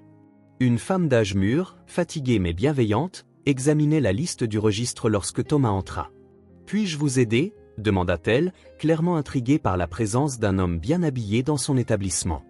Thomas expliqua brièvement sa mission, montrant la photo délavée de Laura, détaillant ses caractéristiques, mentionnant les enfants qui l'attendaient. La femme secoua la tête, désolée. Tant de gens passent par ici, c'est difficile de se souvenir de chaque visage. Thomas était sur le point de partir lorsqu'une jeune bénévole s'approcha, s'essuyant les mains sur un tablier. « Je crois que je connais cette femme, » dit-elle avec hésitation. Elle était là il y a quelques semaines. Elle n'est pas restée longtemps. Elle restait dans son coin, parlait à peine. Le cœur de Thomas s'accéléra. « Savez-vous où elle est allée ?» La jeune femme haussa les épaules. « Pas exactement. Mais je l'ai entendu mentionner la place de l'église, près du marché municipal. Je crois qu'elle a trouvé un petit travail de nettoyage par là-bas. » Ce n'était pas grand-chose, mais à ce moment-là, cela ressemblait à une percée. Thomas la remercia chaleureusement, laissa un don généreux pour le refuge et se dirigea immédiatement vers l'endroit mentionné. La place de l'église était un grand espace arboré, entouré de petits magasins et de vendeurs de rue. Des femmes âgées nourrissaient les pigeons sur les bancs, des enfants jouaient près de la fontaine centrale, des travailleurs se reposaient à l'ombre. Thomas fit le tour du périmètre, étudiant chaque visage, les comparant mentalement à la photo délavée dans sa poche. Il passa devant le marché où les vendeurs criaient les prix des fruits et légumes. Rien. Il était sur le point d'abandonner quand il la vit. Pas sur la place, mais dans une ruelle latérale, sortant de derrière un petit restaurant. Elle portait un seau et un balai. Son visage était fatigué, plus mince que sur la photo, ses cheveux attachés en un chignon désordonné. Mais c'était sans aucun doute elle. Les mêmes yeux qu'Amélie. La même expression déterminée malgré son épuisement évident. Thomas s'approcha lentement, ne voulant pas l'effrayer. « Laura Mendes ?» Elle s'arrêta, les épaules instantanément tendues. Ses yeux l'étudièrent avec suspicion. « Qui êtes-vous » ? « Mon nom est Thomas Parker. Je connais vos enfants. » L'effet fut immédiat. Le seau glissa de ses mains, renversant de l'eau sale. Son visage devint pâle, ses yeux écarquillés par un mélange d'espoir et de peur. « Amélie ? Les garçons ? Est-ce qu'ils… » « Ils vont bien, » dit rapidement Thomas. « Ils sont en sécurité, dans un bon endroit. » Laura chancela, comme si ses jambes ne pouvaient plus la soutenir. Thomas attrapa son coude, la guidant vers un petit banc. « Comment les avez-vous trouvés ?» demanda-t-elle, la voix tremblante. Thomas raconta brièvement sa rencontre avec Amélie dans la rue, sa demande désespérée, la visite à la cabane, l'effondrement pendant la tempête, leur déménagement dans un refuge. Laura écoutait en silence, des larmes roulant sur ses joues sans qu'elle semble s'en apercevoir. « J'ai essayé de revenir, » dit-elle enfin, la voix tremblante. « Je suis tombée malade, j'ai perdu mes papiers à l'hôpital. Quand je suis finalement sortie, je n'avais pas d'argent pour le bus, je ne me souvenais plus de la route exacte. Chaque jour, j'essayais une direction différente. » Thomas la crut. Il voyait le désespoir dans ses yeux, ses mains calleuses, sa maigreur douloureuse. L'histoire d'un combat presque impossible contre un système conçu pour maintenir les gens piégés. « Amélie n'a jamais perdu espoir, » dit-il doucement. « Elle croit que tu reviendras. »« Ma fille ?» murmura Laura, les larmes coulant maintenant librement. Ma petite guerrière? Thomas tendit la main dans un simple geste d'offre. Voulez-vous les voir? Demanda-t-il. Ils attendent. Laura leva les yeux, comme si elle ne pouvait croire ce qu'elle entendait. Maintenant? Mais je suis? Elle jeta un coup d'œil à ses vêtements usés, ses mains sales, son état général. Thomas comprit immédiatement. Il y a un endroit où vous pouvez vous nettoyer, vous changer. J'ai tout ce qu'il faut dans ma voiture. Et ensuite, oui. Nous pouvons aller les voir. 2 heures plus tard, après un arrêt dans un petit hôtel où Laura put prendre une douche et mettre des vêtements propres, ils atteignirent le refuge. Le soleil commençait à se coucher, peignant le ciel de teintes dorées et roses. Ils ne savent pas que je vous ai trouvé, expliqua Thomas alors qu'ils se garaient. Amélie, elle avait le sentiment qu'aujourd'hui serait le jour. Laura prit une profonde inspiration, essayant de calmer ses mains tremblantes. J'ai peur, avoua-t-elle. Et s'ils me détestent de les avoir laissés? Et s'ils ne me reconnaissent pas? Thomas secoua la tête. Amélie n'a jamais laissé les jumeaux t'oublier. Elle dessine ton visage, leur raconte des histoires sur toi. Elle te garde vivante dans leurs souvenirs, chaque jour. Ils entrèrent par la porte latérale. Thomas pouvait entendre les voix des enfants dans le salon, Amélie lisant quelque chose aux jumeaux. « Attendez ici une seconde, » dit-il à Laura, qui acquiesça, trop submergée pour parler. Thomas entra dans le salon. Les enfants étaient sur un grand tapis, Amélie au milieu, un livre d'images ouvert sur ses genoux. Les jumeaux portaient les vêtements qu'elle avait si soigneusement choisis ce matin-là. Amélie leva les yeux quand elle le vit, une étincelle d'attente dans le regard. « Tu es revenu ?» constata-t-elle. « J'avais promis, » répondit Thomas, sentant l'énormité de ce qui allait se passer. « Et j'ai amené quelqu'un avec moi. » Il fit un geste vers la porte. Laura entra lentement, s'arrêtant sur le seuil, comme si elle n'osait pas faire un pas de plus. Elle était propre, ses cheveux brossés, portant des vêtements simples mais décents. Pourtant, elle paraissait fragile, incertaine, craignant le rejet. Le temps sembla s'arrêter. Amélie se figea, le livre oublié sur ses genoux. Les jumeaux, perplexes, regardèrent de leur sœur à la nouvelle venue, sentant que quelque chose d'important se passait. « Maman ?» La voix d'Amélie était à peine un murmure, comme si parler plus fort pouvait faire disparaître l'apparition. Laura fit un pas hésitant en avant, puis un autre, ses jambes tremblantes. « Amélie, mon amour ?» Ce qui suivit fut un flou de mouvements. Amélie bondit et courut, non pas avec la prudence d'une enfant qui avait dû grandir trop vite, mais avec l'abandon pur de ses vrais 5 ans. Elle se jeta dans les bras de sa mère, qui la souleva dans une étreinte désespérée. Les jumeaux, d'abord confus, furent entraînés par l'émotion de leur sœur et s'approchèrent timidement. Ils étaient trop jeunes pour avoir des souvenirs clairs de leur mère, mais quelque chose d'instinctif la reconnut. « Liam? Luc ?» Laura tendit un bras vers eux, tenant toujours Amélie fermement. « Mes garçons ?» Thomas regarda à distance, ne voulant pas s'immiscer dans ce moment sacré de retrouvailles. Il vit Laura s'agenouiller par terre, serrant les 3 enfants à la fois, des larmes coulant sur son visage. Il vit les jumeaux, d'abord timides, s'abandonner à l'étreinte de leur mère.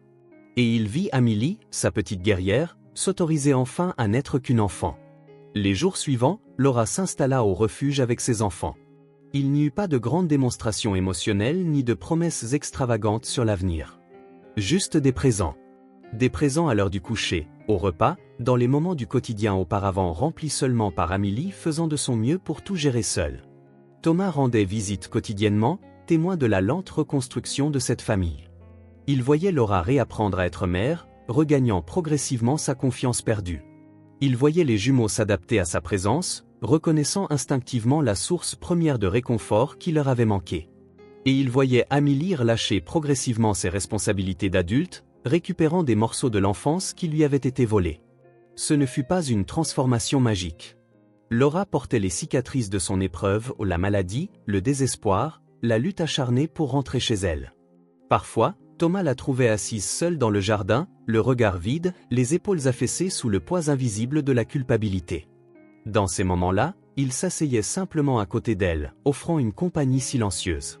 Un après-midi, près de 2 semaines après les retrouvailles, Thomas la trouva ainsi, regardant le coucher de soleil depuis un banc du jardin. « Je ne mérite pas ça », dit soudain Laura, toujours le regard fixé sur l'horizon. « Cette seconde chance. Cet endroit. Vous ?» Thomas réfléchit à ces mots. « Il ne s'agit pas de mériter », répondit-il. « Personne ne mérite vraiment ce qu'il reçoit dans la vie, que ce soit bon ou mauvais. » Laura se tourna pour le regarder. Alors pourquoi? Pourquoi avez-vous fait tout ça pour nous? Thomas pensa à Amélie habillant ses frères un matin ensoleillé, sûr que sa mère reviendrait. Il pensa aux souvenirs futurs, à la fois inébranlables, à la résilience qui défiait la logique. Parce que votre fille n'a jamais abandonné, dit-il simplement. Elle m'a appris que je ne devais pas abandonner non plus. Laura absorba ces mots en silence. Après un moment, elle dit, j'ai peur de ne pas être assez forte. De les décevoir à nouveau. Vous êtes là, répondit Thomas. C'est le premier pas. Le plus important. À cet instant, il comprit que le simple fait d'être là, d'affronter ses peurs, ses limites et une culpabilité écrasante, était déjà un acte de courage profond. Pas le courage spectaculaire des films d'action, mais le courage tranquille de celui qui se relève après être tombé, de celui qui essaie encore malgré les échecs passés, de celui qui choisit de rester même quand fuir serait plus facile. Le soleil disparut sous l'horizon, peignant le ciel des mêmes teintes dorées que ce jour spécial où Amélie avait, avec son inexplicable sagesse, prédit le retour de sa mère.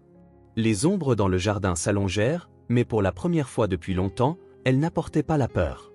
Thomas regarda la maison illuminée, où Amélie et les jumeaux dînaient probablement sous l'œil attentif de Martha. À travers la fenêtre de la cuisine, il pouvait voir leurs petites silhouettes bouger. Vivantes. En sécurité. À côté de lui, Laura respirait l'air frais du soir.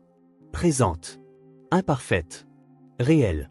Et il sut, avec une certitude absolue, que le jour ensoleillé avait tenu sa promesse. Le croissant de lune projetait une douce lueur à travers les rideaux entr'ouverts. Le refuge était calme à cette heure tardive. Seul le tic-tac de l'horloge murale et le craquement occasionnel de la vieille maison brisaient le silence. Thomas était resté pour un dîner tardif, chose qu'il faisait souvent ces derniers temps, arrivant après la fin du travail juste pour prendre des nouvelles de tout le monde. Ce soir-là, après le repas, les adultes s'étaient retirés dans le petit salon pendant que les jumeaux dormaient dans la chambre voisine. Laura tricotait, un hobby qu'elle avait récemment découvert et qui aidait à calmer son anxiété. Thomas feuilletait un magazine sans intérêt, plus attiré par la tranquillité de ce moment domestique que par son contenu réel. Amélie, qui avait une permission spéciale pour rester debout un peu plus tard, dessinait tranquillement par terre entre eux. Puis, sans prévenir, elle posa la question qui flottait dans l'air depuis des semaines. « Est-ce que tu vas repartir ?» La question, adressée à Laura, brisa le silence comme du verre. Les mains de Laura s'arrêtèrent de bouger, une aiguille à tricoter suspendue en plein air. Thomas leva les yeux de son magazine, attentif à la tension soudaine. Amélie ne leva pas le regard de son dessin, comme si la question était anodine, comme demander la météo ou le dîner de demain. Mais tous les adultes dans la pièce sentirent le poids de ces mots. Laura posa son tricot sur ses genoux, prenant une profonde inspiration. Elle jeta un coup d'œil à Thomas, ses yeux demandant silencieusement « Quoi ? La permission ? Du courage ?» Il acquiesça légèrement, l'encourageant. « Amélie ?» commença doucement Laura. « Pouvons-nous parler ? Tous les trois ?» Amélie leva enfin les yeux de son dessin, croisant le regard de sa mère avec ce regard pénétrant qui semblait sonder les âmes. Elle acquiesça une fois, puis grimpa sur le fauteuil à côté de Laura, laissant son dessin derrière elle sur le tapis. « Tu veux savoir si je vais repartir ?» dit Laura, non pas comme une question. « C'est juste. C'est juste que tu aies peur. » Amélie ne répondit pas, se contentant d'observer sa mère attentivement. « Je pense qu'il est temps de dire la vérité, » continua Laura. « Toute la vérité. Pourquoi je suis partie ce jour-là? Pourquoi je ne suis pas revenue plus tôt ?» Thomas se leva, pensant qu'il s'agissait d'une conversation privée entre mère et fille. Mais Laura leva une main, l'arrêtant. « Reste, s'il te plaît. Tu as besoin d'entendre ça aussi. » Il se rassit, conscient du privilège et de la responsabilité d'être témoin de ce moment. Laura ajusta sa position dans le fauteuil, ses mains jointes sur ses genoux, les jointures blanches sous la pression. « Tu te souviens de ce jour où je suis partie travailler? Tu m'as aidé à compter la monnaie pour le bus. » Amélie acquiesça. « Tu as dit que tu allais nettoyer une grande maison et que tu gagnerais assez pour une semaine de nourriture. » « Oui. » Laura déglutit difficilement. À ce moment-là, ça faisait 3 jours que les garçons n'avaient rien mangé d'autre que du riz. L'électricité était coupée. Le loyer était en retard. Thomas écoutait, notant comment Laura ne minimisait ni n'édulcorait les faits. Il n'y avait pas d'apitoiement sur soi, juste un récit brut de réalité brutale. Dans le bus, j'ai commencé à me sentir plus mal. J'avais cette toux depuis des semaines, tu te souviens? Mais ce jour-là, je n'arrivais plus à respirer. quelqu'un a appelé une ambulance. Amélie restait immobile, ses yeux révélant à quel point elle absorbait profondément chaque mot. Je me suis réveillé à l'hôpital. Pneumonie, ils ont dit. J'y suis resté près de 2 semaines. J'ai essayé de leur dire que j'avais des enfants à la maison qui attendaient, mais... Laura ferma brièvement les yeux. J'étais trop faible, fiévreuse, confuse. Et je n'avais aucun moyen de prouver qui j'étais. Ma carte d'identité, mon téléphone, tout avait été volé pendant que j'étais inconsciente. Thomas remarqua un changement subtil dans la posture d'Amélie, une légère détente, comme si des pièces manquantes du puzzle se mettaient enfin en place. Quand je suis finalement sorti, j'étais sans argent, sans papier, dans un quartier de la ville que je ne connaissais pas, continua Laura. J'ai essayé de rentrer à pied, mais c'était trop loin. J'ai demandé de l'aide, j'ai essayé d'expliquer ma situation, mais... Elle haussa les épaules, un geste qui disait tout sur la façon dont le monde traite les personnes pauvres et désespérées sans documents. Et ensuite, incita Amélie lorsque le silence s'étira. Laura prit une profonde inspiration. C'était, réalisa Thomas, la partie la plus difficile. L'aveu qu'elle redoutait. Ensuite, j'ai pris une décision. Une décision terrible. Sa voix trembla pour la première fois. J'ai pensé que si je ne pouvais pas revenir bientôt, si vous, les enfants, étiez laissés seuls trop longtemps, quelqu'un remarquerait. Un voisin, peut-être l'école, et vous seriez emmenés dans un meilleur endroit. Avec de la nourriture, de la sécurité. La révélation resta suspendue dans l'air, lourde comme du plomb. Thomas sentit son cœur se serrer, comprenant pleinement ce que Laura disait. Ce n'était pas seulement une tentative ratée de rentrer chez elle. À un moment donné, poussée par le désespoir et l'absence d'options, elle avait conclu que son absence pourrait être meilleure pour ses enfants que sa présence. « Tu voulais qu'ils nous emmènent ?» La voix d'Amélie était petite, mais sans accusation. « Non, si, je ne sais pas. » Laura enfouit son visage dans ses mains un instant, puis les abaissa, regardant sa fille à travers des yeux embués de larmes. « Je voulais que vous ayez ce que je ne pouvais pas donner. De la nourriture tous les jours. Un toit qui ne fuit pas quand il pleut. Des vêtements sans trous. » Thomas regardait en silence, incapable de détourner le regard. Il ne voyait plus en Laura la mère absente qu'il avait initialement imaginée, mais une femme écrasée par la pauvreté, les circonstances et l'absence de tout choix réel. Une femme qui croyait que son plus grand cadeau à ses enfants pourrait être de disparaître. « J'ai pensé que si je disparaissais, les autorités vous trouveraient. Que vous iriez tous dans un meilleur endroit.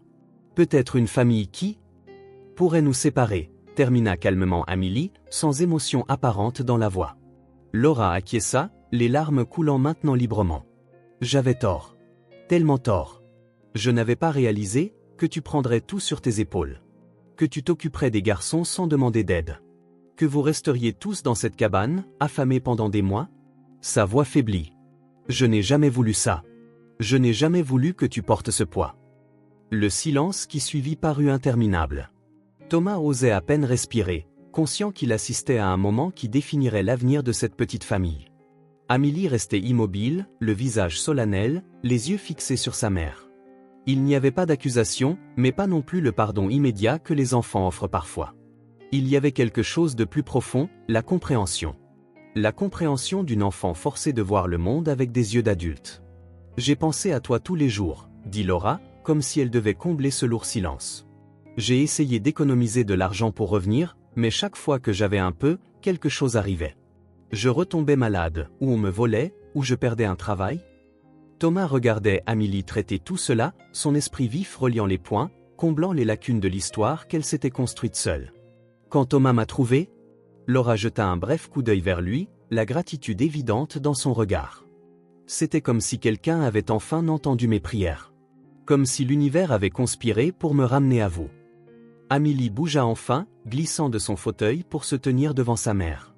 Ses yeux, si adultes sur un visage d'enfant, étudièrent Laura comme si elle la voyait pour la première fois. « Ce n'était pas ta faute, » dit-elle doucement mais fermement. « Tu es tombée malade. Tu as essayé. » « Oui, mais après ça ?» Laura hésita. « J'ai cru que vous seriez mieux sans moi. » Et c'était faux, Amélie. Si faux. Amélie considéra ces mots pendant un long moment.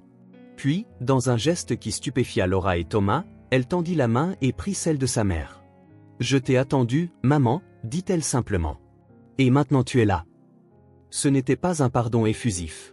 Ce n'était pas une explosion émotionnelle. C'était quelque chose de plus profond et de plus authentique, une acceptation de la complexité du monde, des imperfections de l'amour, de la réalité brutale qui avait façonné leur vie. Thomas sentit quelque chose de chaud et humide sur son propre visage. À son grand étonnement, il pleurait. Quelque chose qu'il n'avait pas fait depuis les funérailles de ses parents, des années auparavant. Des larmes silencieuses glissèrent sur ses joues alors qu'il regardait cette réunion improbable, plus qu'une réunion, la véritable reconnexion des âmes. Laura attira Amélie dans une étreinte serrée, sanglotant ouvertement. La fillette laissa faire, ses petits bras encerclant le cou de sa mère, son visage pressé contre l'épaule de Laura. « Je promets que je ne te quitterai plus jamais », murmura Laura. « Plus jamais. » Amélie ne répondit pas en mots. Elle resserra simplement son étreinte, comme pour sceller un pacte silencieux. Elles restèrent ainsi un long moment, mère et fille reconstruisant un lien éprouvé, brisé, et qui commençait maintenant à guérir. Thomas regardait, conscient de son rôle de témoin de ce moment sacré. Il n'était plus seulement un bienfaiteur distant ou un sauveur improbable. Il faisait partie de cette histoire maintenant, de cette famille imparfaite luttant pour se reconstituer dans un monde qui semblait conçu pour les déchirer. Quand il se leva enfin pour partir, laissant à la mère et à la fille leur moment d'intimité, Thomas emportait avec lui une nouvelle compréhension de la famille, de l'amour, du pardon. Et il sut, avec une certitude absolue, que ses propres blessures d'abandon, portées depuis l'enfance, avaient commencé à guérir aussi. Thomas arpentait les couloirs de son immeuble de bureau d'un pas déterminé. Les employés remarquaient quelque chose de différent dans son attitude. Pas la confiance froide habituelle d'un dirigeant calculateur, mais quelque chose de plus léger, de plus humain. Ces derniers mois, des rumeurs avaient circulé sur le changement de comportement du patron. Annulations inopinées de réunions importantes, absences fréquentes, sourires occasionnels à des employés qu'il remarquait à peine autrefois. Personne n'osait lui poser la question directement, bien sûr, mais tout le monde sentait que Thomas Parker avait changé. Ce matin-là en particulier, il avait annulé toutes ses réunions. Il y avait quelque chose de plus important à faire. Après la conversation entre Laura et Amélie dont il avait été témoin 2 semaines auparavant, Thomas ne pouvait s'empêcher de penser à elle, vivant dans un espace emprunté au refuge. Le soutien temporaire ne suffisait plus. Elle méritait mieux. Tout est confirmé, dit son avocat au téléphone. Le transfert de propriété est complet. Vous pouvez récupérer les clés aujourd'hui. Et les rénovations que j'ai demandées? Terminées hier. Meubles, ustensiles, tout comme spécifié. L'équipe de nettoyage a fini ce matin. Parfait. Thomas raccrocha, ressentant un mélange inhabituel de nervosité et de satisfaction. Il avait acheté et meublé des propriétés bien plus grandes au des manoirs, des domaines somptueux, des investissements immobiliers valant des fortunes. Mais aucune n'avait autant compté que cette petite maison de 3 chambres dans un quartier calme de classe moyenne. Il s'y rendit pour une dernière inspection avant d'aller chercher Laura et les enfants. La rue était bordée d'arbres, ni trop près ni trop loin du centre-ville. La maison avait une façade simple mais bien entretenue, un petit jardin devant et une cour arrière plus spacieuse, assez d'espace pour que 3 enfants puissent courir. À l'intérieur, tout était exactement comme il l'avait demandé. Confortable sans être ostentatoire. Des chambres avec des lits neufs et des draps doux. Des salles de bain propres avec des serviettes moelleuses. Un salon confortable avec un canapé et des fauteuils. Une table à manger où une famille pourrait partager ses repas. Et une cuisine fonctionnelle, entièrement équipée avec le nécessaire. Pas de luxe inutile, rien qui crie la charité ou qui mettrait Laura et les enfants mal à l'aise. C'était simplement une maison. Un foyer. Prêt à être habité. Thomas parcourut les pièces une dernière fois, ajustant de petits détails. Il redressa un tableau au mur, vérifia que le garde-manger et le réfrigérateur contenaient quelques provisions de base pour tenir quelques jours, et s'assura que les jouets qu'il avait achetés pour les jumeaux étaient soigneusement rangés dans leur chambre commune. Dans la chambre d'Amélie, il plaça un ensemble complet de fournitures d'art sur le bureau, crayons de couleur de haute qualité, carnets de dessins spéciaux, peintures, pinceaux. À côté, une petite bibliothèque garnie de livres soigneusement choisis pour son âge. Dans la chambre de Laura, la simplicité régnait, drap en coton doux, lampe de chevet discrète, petite commode. Dessus, dans un cadre simple, Thomas avait placé une copie restaurée de la photo délavée qu'Amélie chérissait, Laura tenant Amélie bébé. Un rappel silencieux que le passé, malgré ses épreuves, contenait encore des germes de joie. Satisfait de tout, il prit les clés et se rendit au refuge. La journée était ensoleillée, le ciel d'un bleu clair. Un de ces jours qui semblaient faits pour les nouveaux départs. Laura se tenait sur le porche quand il arriva, regardant les jumeaux jouer sur la petite pelouse sous l'œil vigilant d'Amélie. Elle semblait plus en paix. Ses joues avaient retrouvé des couleurs, son corps avait regagné des courbes saines, et son expression montrait un espoir prudent. « Bonjour », la salua Thomas en montant les marches. « Belle journée, n'est-ce pas ?» Laura sourit, encore un peu timide, mais plus fréquemment aussi. Trop belle pour rester à l'intérieur. Les enfants avaient besoin d'air frais. Thomas regarda Amélie aider l'un des jumeaux, probablement Liam, à construire quelque chose avec des bâtons. Son visage était plus détendu maintenant, la vigilance constante s'était adoucie, sans disparaître complètement. Certaines cicatrices, il le savait, étaient difficiles à effacer. « J'ai une surprise pour vous », dit-il à Laura. « En fait, c'est plutôt une décision que j'ai prise. » Laura lui lança un regard curieux. Au cours des dernières semaines, elle avait appris à ne pas craindre les surprises de Thomas. Il n'avait jamais rien demandé en retour, ne l'avait jamais fait se sentir redevable. Quelle décision!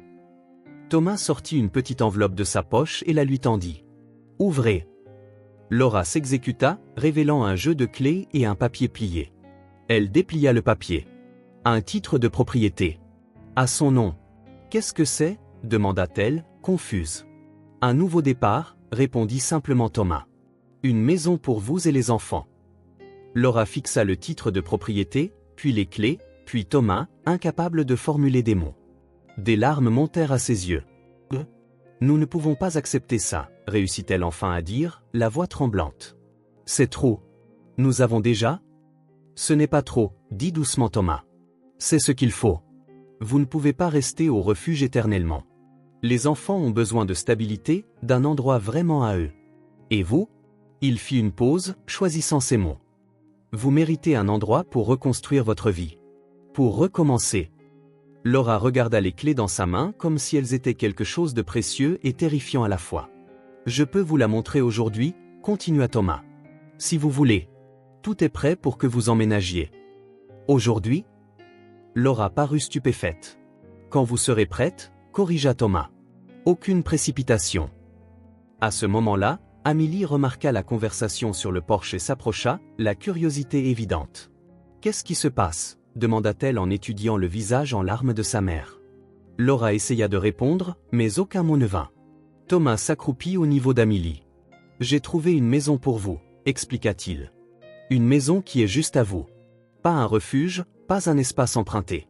Une vraie maison. » Les yeux d'Amélie s'écarquillèrent, le poids de cette révélation s'imposant à elle. « Notre propre maison ? Juste à nous ? Juste à vous », confirma Thomas. « Avec des chambres pour tout le monde, une cour pour jouer, une cuisine où ta maman pourra faire ce gâteau dont elle a parlé savoir faire. » Amélie regarda sa mère, puis Thomas, puis les jumeaux qui s'étaient rapprochés, attirés par l'excitation. « On peut la voir ?» demanda-t-elle, la voix petite mais déterminée. 2 heures plus tard, la voiture de Thomas s'arrêta devant la maison. Vue de l'extérieur, elle paraissait encore plus accueillante sous la lumière de l'après-midi, les fenêtres reflétant le soleil, le petit porche invitant. « Ici ?» demanda Laura, l'incrédulité claire dans son ton. « Ici ?» confirma Thomas. Amélie fut la première à sauter, suivie de près par les jumeaux. Ils s'arrêtèrent au petit portail, les yeux écarquillés en découvrant la vue. « Allons-y » encouragea Thomas en ouvrant le portail. « Elle vous attend. » Laura n'hésita qu'un instant avant de suivre les enfants sur le court chemin menant à la porte d'entrée. Ses mains tremblaient légèrement alors qu'elle glissait la clé dans la serrure. La porte s'ouvrit sur une entrée simple et accueillante. L'odeur incomparable d'une maison fraîchement nettoyée se mêlait à l'arôme du café fraîchement préparé. Thomas avait programmé la cafetière pour qu'elle démarre juste avant leur arrivée, une petite touche destinée à rendre la maison instantanément plus accueillante. « Ça sent le café », remarqua Laura en prenant une profonde inspiration. « Et la nouvelle maison » ajouta Thomas. « Votre maison ». C'était comme si ces mots brisaient un sortilège. Amélie se précipita soudain à l'intérieur, entraînant les jumeaux avec elle. Leurs pas résonnaient dans le couloir alors qu'ils exploraient chaque pièce, chaque coin, chaque détail. « Il y a une chambre pour les garçons », cria-t-elle depuis quelque part à l'intérieur. « Et il y a des jouets ?» Laura suivit le son de la voix de sa fille, toujours incrédule. Thomas resta en retrait, leur laissant l'espace pour s'approprier les lieux par eux-mêmes. Les bruits provenant des chambres racontaient l'histoire, exclamations de surprise, rires contenus, bruit de tiroirs qui s'ouvrent et se ferment, de rideaux qu'on tire. Amélie réapparut dans le couloir, les yeux brillants d'excitation. « J'ai ma propre chambre », annonça-t-elle comme s'il s'agissait d'une merveille du monde. « Et il y a des crayons de couleur. Plats !» Avant que Thomas ne puisse répondre, elle repartit en courant pour explorer davantage, les jumeaux la suivant comme des ombres excitées. Laura revint dans l'entrée, des larmes coulant sur ses joues en signe de gratitude silencieuse. « Pourquoi » demanda-t-elle simplement. Thomas considéra la question. Pourquoi, en effet? Pourquoi investir autant de temps, d'argent et d'énergie émotionnelle dans cette famille particulière, parmi d'innombrables autres dans des situations similaires? Pourquoi les laisser entrer si profondément dans sa vie? Parce que vous méritez mieux qu'un refuge, répondit-il enfin. Vous méritez un foyer. Laura absorba ces mots tranquillement. Puis, dans un geste qui surprit Thomas, elle tendit la main et toucha légèrement son bras. Merci, dit-elle. Ce simple mot portait tout ce qu'elle ne pouvait exprimer. 6 semaines plus tard, Thomas se gara devant la maison un dimanche après-midi. C'était devenu un rituel, des visites régulières, généralement le week-end, toujours avec un petit cadeau à la main, un livre pour Amélie, un jouet pour les jumeaux, une plante pour le jardin que Laura avait commencé. La maison avait changé de manière notable au cours de ces semaines. Pas de manière structurelle importante, mais par les petites touches qui font d'un espace un foyer, les dessins d'Amélie encadrés au mur, les jouets soigneusement rangés dans des boîtes colorées, des fleurs dans des vases improvisés, l'arôme des repas faits maison. Thomas frappa doucement avant d'utiliser la clé que Laura insistait pour qu'il garde, en cas d'urgence, avait-elle dit, bien que tous deux sachent que cela symbolisait aussi qu'il était le bienvenu à tout moment. L'odeur du café frais l'accueillit alors qu'il entrait. « Thomas !» crièrent les jumeaux à l'unisson, courant pour serrer ses jambes. Au cours des dernières semaines, ils avaient commencé à s'ouvrir, leur personnalité transparaissant. Liam était le plus audacieux, le premier à essayer de nouveaux jeux. Luc était l'observateur, qui aimait s'asseoir sur les genoux de Thomas et écouter des histoires. « Tu as apporté du gâteau ?» demanda Liam, allant droit au but. Thomas eut un petit rire, sortant une petite boîte de pâtisserie de la poche de son manteau. « Peut-être bien. » Les garçons poussèrent des acclamations et se précipitèrent vers le salon pour annoncer la bonne nouvelle. Thomas suivit, trouvant Amélie et Laura à table, entourés de papier et de crayons de couleur. « On dessine la maison », expliqua Amélie en brandissant son croquis pour que Thomas le voie. C'était un portrait détaillé de leur maison, les fenêtres, la cour avec des fleurs vives et 4 personnages se tenant la main devant Laura, Amélie et les jumeaux. Sur le côté, mais faisant définitivement partie de la scène, il y avait une 5e silhouette. « C'est moi ?» demanda Thomas en pointant du doigt. Amélie acquiesça. « Tu n'habites pas ici, mais tu fais quand même partie, » dit-elle avec sa logique simple caractéristique qui ne cessait de l'étonner. Laura sourit, se levant pour chercher des tasses pour le café. Thomas remarqua son tablier, un détail banal qui symbolisait d'une manière ou d'une autre la normalité qui imprégnait maintenant leur foyer. « Comment s'est passée ta première semaine au nouveau travail ?» demanda-t-il à Laura en s'asseyant pendant qu'elle versait le café. Son sourire s'élargit. « Bien. Mieux que ce à quoi je m'attendais. Le propriétaire de la boulangerie est patient, et il a aimé le pain que j'ai fait pendant l'essai. » C'était une réussite significative, le premier emploi officiel de Laura depuis des années, dans une boulangerie à quelques pâtés de maison. Un petit pas selon les normes du monde, mais un pas de géant pour une femme qui, quelques mois auparavant, vivait dans la rue sans papier ni espoir. « Je peux venir te voir au travail demain ?» demanda Amélie sans lever les yeux de son dessin. « Après l'école ? Je promets de ne pas gêner. » Bien sûr, accepta Laura en se rasseyant. « Monsieur Gomez a dit que tu pourrais goûter les biscuits frais. » Thomas observa l'interaction, sentant une chaleur familière se répandre dans sa poitrine. C'était une scène si simple où mère et enfant discutant de plans quotidiens. Pourtant, pour cette famille spécifique, elle représentait une normalité qui semblait autrefois impossible. « C'est différent maintenant, » dit doucement Laura, comme si elle lisait dans ses pensées. « J'ai un endroit où revenir à la fin de la journée. » La simplicité de cette affirmation frappa Thomas avec une force inattendue. Avoir un endroit où revenir. Pas seulement un abri physique, mais un foyer, un centre de gravité, un point de retour. Quelque chose que lui-même, bien que possédant des propriétés à travers le monde, ressentait rarement. L'après-midi se déroula paisiblement. Les jumeaux jouaient sur le tapis du salon. Amélie continuait de dessiner, montrant occasionnellement un détail particulièrement bien exécuté. Laura et Thomas parlaient tranquillement des affaires quotidiennes, l'école, son nouveau travail, le jardin qui commençait à fleurir.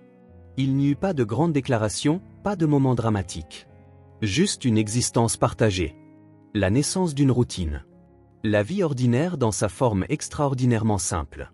Quand les jumeaux finirent par fatiguer et s'endormir sur le canapé, et qu'Amélie se plongea dans son nouveau livre, Laura se tourna vers Thomas avec un regard plus déterminé. « Nous ne pourrons jamais vous rembourser pour tout ce que vous avez fait, dit-elle doucement. Thomas secoua la tête. Ce n'a jamais été le but. Je sais.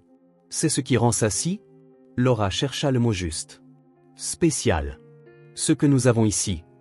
Thomas comprit ce qu'elle voulait dire. Il n'était pas exactement une famille, pas au sens traditionnel du terme. Il n'était pas le père, ni un oncle, ni même un parent éloigné. Il était un étranger qui, par une série de coïncidences et de choix, était devenu une partie intégrante de leur vie.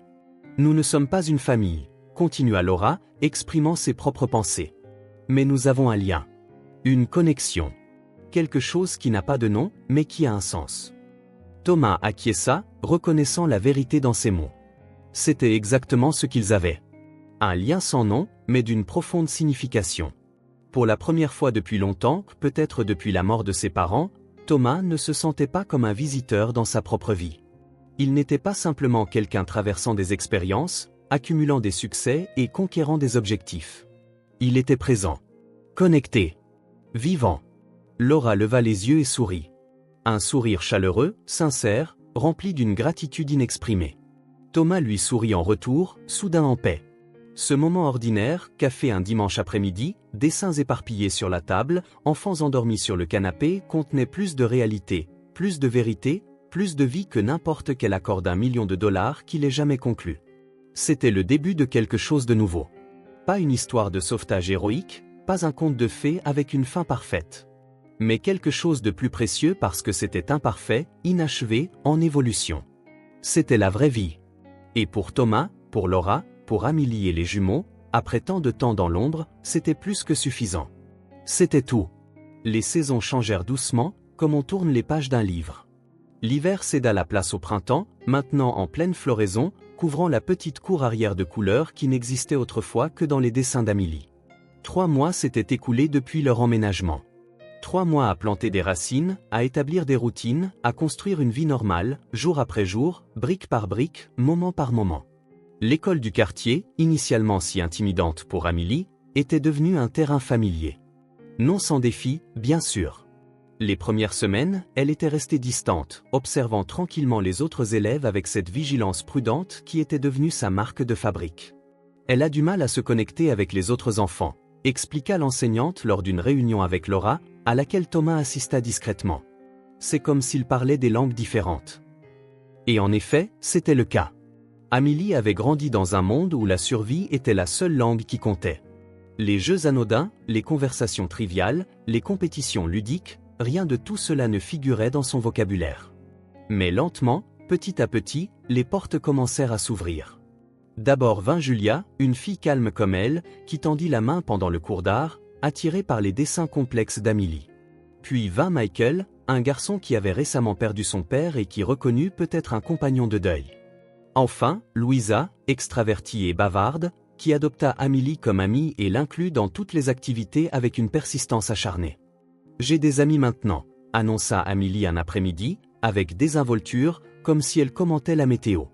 Mais l'étincelle dans ses yeux révéla à quel point cet accomplissement était monumental. Pour les jumeaux, l'adaptation fut plus naturelle. À 4 ans, leur résilience faisait des merveilles. Au début, ils paniquaient lorsqu'ils étaient séparés de Laura ou d'Amélie, un effet persistant de l'abandon. Mais alors que les jours se transformaient en semaines de sécurité, de routine et de petites mais constantes assurances, ils s'ouvrirent au monde. La crèche locale devint leur domaine. Liam, toujours le plus audacieux, menait des expéditions autour de la cour de récréation. Luc, l'observateur, gagna le cœur des éducatrices avec des commentaires étonnamment perspicaces pour quelqu'un de si petit. Ils ne font plus de cauchemars, confia Laura à Thomas lors d'une de ses visites régulières. Pas depuis le 2e mois ici. La propre progression de Laura fut peut-être la plus impressionnante de toutes. Le travail à la boulangerie, initialement juste un moyen de payer les factures, révéla une vocation inattendue. Ses mains, autrefois alourdies par le poids de la survie, avaient un flair naturel pour les processus délicats de la pâte, des ingrédients, et l'art de transformer le simple en extraordinaire. « Madame Laura, dit son superviseur un matin. J'ai une proposition pour vous. » C'était un cours de pâtisserie professionnelle, partiellement financé par la boulangerie. Un investissement dans le talent que son patron avait remarqué dès le début. « Je ne suis pas sûr de pouvoir le faire, » confia Laura à Thomas ce soir-là, après que les enfants furent couchés. Le cours est le samedi. Qui garderait les enfants? Je le ferai, offrit Thomas sans hésitation. Laura leva les yeux, surprise. Non pas par l'offre elle-même, mais par la naturalité avec laquelle il la faisait. Vous êtes sûr? Ce sont des enfants, Thomas. Bruyants, désordonnés, imprévisibles. Il sourit. J'ai dirigé des multinationales pendant des années. Je pense pouvoir gérer quelques heures avec 3 enfants. Laura rit, un son qui devenait plus courant, plus authentique à chaque jour qui passait. Ne les sous-estimez pas. Surtout Liam. Il est peut-être petit, mais il est stratégique. Et ainsi, une autre porte s'ouvrit. Le samedi, pendant que Laura plongeait dans le monde des pâtisseries et des confiseries, Thomas s'aventurait dans le domaine tout aussi complexe des activités de week-end pour enfants. Il emmenait les 3 au parc, à la bibliothèque communautaire, lors de petites sorties dans le quartier. Au début, il se sentait gauche, douloureusement conscient de chacun de ses mouvements et paroles, ignorant les règles tacites de l'enfance. Mais les enfants se révélèrent des professeurs patients. Amélie, en particulier, avec sa nature observatrice, remarquait quand il pataugeait et intervenait discrètement. « Ce n'est pas comme ça qu'on pousse une balançoire, Thomas », expliqua-t-elle un matin au parc, démontrant la bonne technique pour pousser les jumeaux. « Il faut être plus doux. Ils sont petits. » De petites leçons comme celle-là, offertes sans jugement, juste une information utile, remplissaient les samedis de Thomas d'un type d'apprentissage qu'aucune université d'élite ou programme de formation de cadre ne pourrait fournir. À la maison, malgré sa présence régulière, Thomas veillait à ne jamais outrepasser ses limites.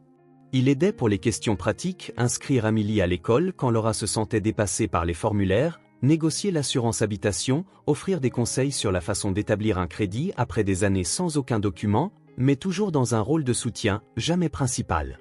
C'était Laura qui gérait les décisions quotidiennes, qui fixait les règles, qui établissait les routines. Qui décidait de ce que les enfants feraient ou ne feraient pas, de ce qu'ils mangeraient, quand ils dormiraient. Qui gérait le budget modeste mais suffisant, apprenant l'art délicat de l'équilibre financier. Qui, jour après jour, réclamait non seulement sa dignité, mais aussi sa position de noyau de la famille. Et Thomas la regardait avec une admiration qu'il n'avait jamais ressentie pour aucun PDG ou magnate. L'admiration pour quelqu'un qui, étant tombé si bas, avait trouvé la force de se relever. Et plus encore, de soulever 3 autres vies avec elle. Un après-midi doré de fin d'été, Thomas arriva pour l'une de ses visites et trouva la maison vide. Une panique irrationnelle le saisit. Était-il parti?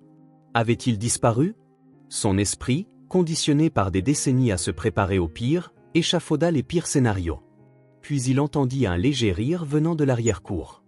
Il contourna la maison et trouva Amélie assise sur la marche supérieure du porche arrière, contemplant le ciel alors qu'il passait aux couleurs du coucher de soleil. « Salut », la salua-t-il en s'asseyant à côté d'elle. « Où est tout le monde ?»« Maman a emmené les garçons acheter de nouvelles chaussures », expliqua Amélie. « Je voulais rester. Ils mettent trop de temps à choisir des chaussures. » Thomas sourit, imaginant la scène, les jumeaux courant dans un magasin de chaussures, Laura essayant de rétablir l'ordre. « Alors tu es là, à profiter du calme ?» Amélie acquiesça, les yeux toujours fixés sur les couleurs changeantes de l'horizon. « C'est bien, le calme, ici, dit-elle doucement. » Thomas attendit, sentant qu'il y avait plus derrière ces mots. Dans la cabane, le calme était mauvais, continua-t-elle après un moment. C'est là qu'on entendait les choses dehors. Les gens qui se disputaient. Les trucs qui cassaient. La pluie qui fuyait. Thomas resta silencieux, la laissant donner le rythme. Ici, ce n'est pas comme ça. Ce calme est différent. Comme une couverture chaude. Pas un monstre qui attend. La simplicité de sa métaphore le frappa avec une force inattendue. Le bon silence. Le silence comme protection, pas comme menace. L'absence de bruit comme présence de paix, plutôt que comme prélude au danger. Ils restèrent ainsi un moment, côte à côte, dans le bon silence, regardant le ciel changer de couleur. Quelques jours plus tard, il reçut l'invitation. Une note dessinée par Amélie, remise officiellement lors d'une de ses visites informelles. Vous êtes invité à un déjeuner spécial dimanche. C'est l'anniversaire de quelqu'un? Demanda Thomas, curieux. Laura secoua la tête. Pas exactement. Plutôt une célébration. Qu'on soit là. Qu'on soit arrivé jusqu'ici. Le dimanche arriva sous un ciel bleu clair, sans nuages. Thomas se présenta pile à l'heure, apportant une bouteille de vin pour les adultes et un petit bouquet de fleurs sauvages d'un vendeur de rue. La maison sentait délicieusement bon, quelque chose de rôti, des herbes savoureuses, cet arôme incomparable de foyer, impossible à reproduire pour n'importe quel parfumeur professionnel. Laura l'accueillit à la porte, portant une robe simple mais jolie, ses cheveux en chignon lâche avec quelques mèches encadrant son visage. Elle paraissait plus jeune, plus légère, comme si chaque jour de stabilité et de sécurité avait doucement effacé les traces des années passées à simplement survivre. « Bienvenue », dit-elle avec un sourire sincère. « Entrez. Les garçons sont excités, ils ont dit qu'ils avaient une surprise. » La table de la salle à manger était dressée avec un soin évident. Une simple nappe blanche, la plus belle vaisselle, des serviettes en papier soigneusement pliées en forme de petits bateaux, clairement la main d'Amélie. Un pichet de jus d'orange décoré de rondelles de citron.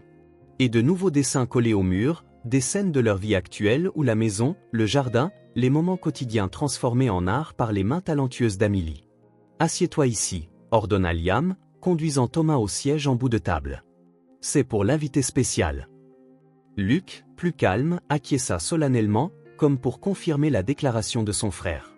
Le déjeuner qui suivit fut simple et extraordinaire à la fois. Laura avait préparé un rôti avec des pommes de terre et des légumes pas sophistiqués, mais parfaitement réalisés.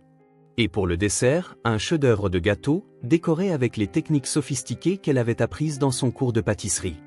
Mais ce n'était pas la nourriture qui rendait le moment spécial. C'était le ton des conversations, les rires qui emplissaient la pièce, le sentiment que personne ici n'avait plus à se battre pour sa simple existence. Les jumeaux bavardaient sur la crèche, parlant l'un par-dessus l'autre dans leur excitation. Amélie racontait des histoires sur ses amis à l'école, un projet scientifique sur lequel elle travaillait, un livre que son professeur lui avait recommandé. Laura parlait du cours, de ses collègues au travail, de modestes projets d'avenir remplis d'un espoir mesuré. Thomas écoutait plus qu'il ne parlait. Il regardait les jumeaux, plus confiants, plus bruyants, plus enfantins. Il notait comment Amélie semblait grandir un peu chaque jour, pas seulement physiquement, mais dans sa capacité à être simplement une enfant de 6 ans au lieu d'une adulte miniature. Il voyait Laura, sereine dans les petits gestes du soin quotidien, servir, écouter, sourire. Le gâteau fut coupé, complimenté, savouré. Personne n'était pressé. Le soleil de l'après-midi filtrait par les fenêtres, créant des motifs dorés sur le sol. C'était une scène commune, presque ordinaire, une famille et un ami partageant un repas du dimanche. Pourtant, pour eux tous, c'était une victoire monumentale. Thomas repensa au début de tout cela. L'appel désespéré d'une enfant dans la rue, « S'il vous plaît, prenez-en un avec vous ». Une petite demande née d'un désespoir total. Et tout ce qui avait suivi, la cabane, la recherche de la mère, le refuge, cette maison, cette vie reconstruite minutieusement. Énorme. Tout cela avait été énorme. Alors que le soir approchait et que les jumeaux, épuisés par toute l'excitation, somnolaient sur le canapé, Thomas s'apprêta à partir. Laura le raccompagna jusqu'à la porte. « Merci d'être venu », dit-elle simplement. Ça comptait beaucoup pour les enfants. Et pour moi. Thomas acquiesça. Les mots semblaient inadéquats pour exprimer ce qu'il ressentait. « Vous savez », continua Laura, jetant un coup d'œil en arrière vers le salon où Amélie rangeait tranquillement. « Quand Thomas m'a trouvé, j'ai pensé qu'il me sauvait. Qu'il sauvait mes enfants. » Elle sourit, un sourire teinté d'une sagesse durement acquise. « Mais maintenant, je vois que ce n'est pas exactement ce qui s'est passé. »« Non ?» demanda Thomas, curieux. « Non. Vous ne nous avez pas sauvés, Thomas. Vous nous avez vus. Vraiment vus. Et vous nous avez aidés à nous sauver nous-mêmes. » La distinction était subtile, mais profondément significative. Thomas sentit sa poitrine se gonfler d'une émotion qu'il ne pouvait nommer. « Je pense que vous avez fait la même chose pour moi, admit. Car c'était vrai. Avant Amélie, Laura et les jumeaux, sa vie avait été une série de réalisations creuses, accumulant richesse et statut sans but. Il existait, mais ne vivait pas vraiment. En sortant dans l'air frais du soir, Thomas comprit enfin. Il n'avait sauvé personne. Mais il avait appris à être présent. Vraiment connecté. Vraiment vivant. Et cela, pour eux tous, avait été plus que suffisant. Les portes qui s'étaient ouvertes n'étaient pas seulement celles de cette maison, ou de l'école locale, ou de la boulangerie. C'étaient les portes intérieures. Celles menant à la possibilité de faire confiance à nouveau, d'espérer à nouveau, de vivre vraiment à nouveau. Levant les yeux vers le ciel étoilé, Thomas sourit. Le bon silence, pensa-t-il. Exactement ça,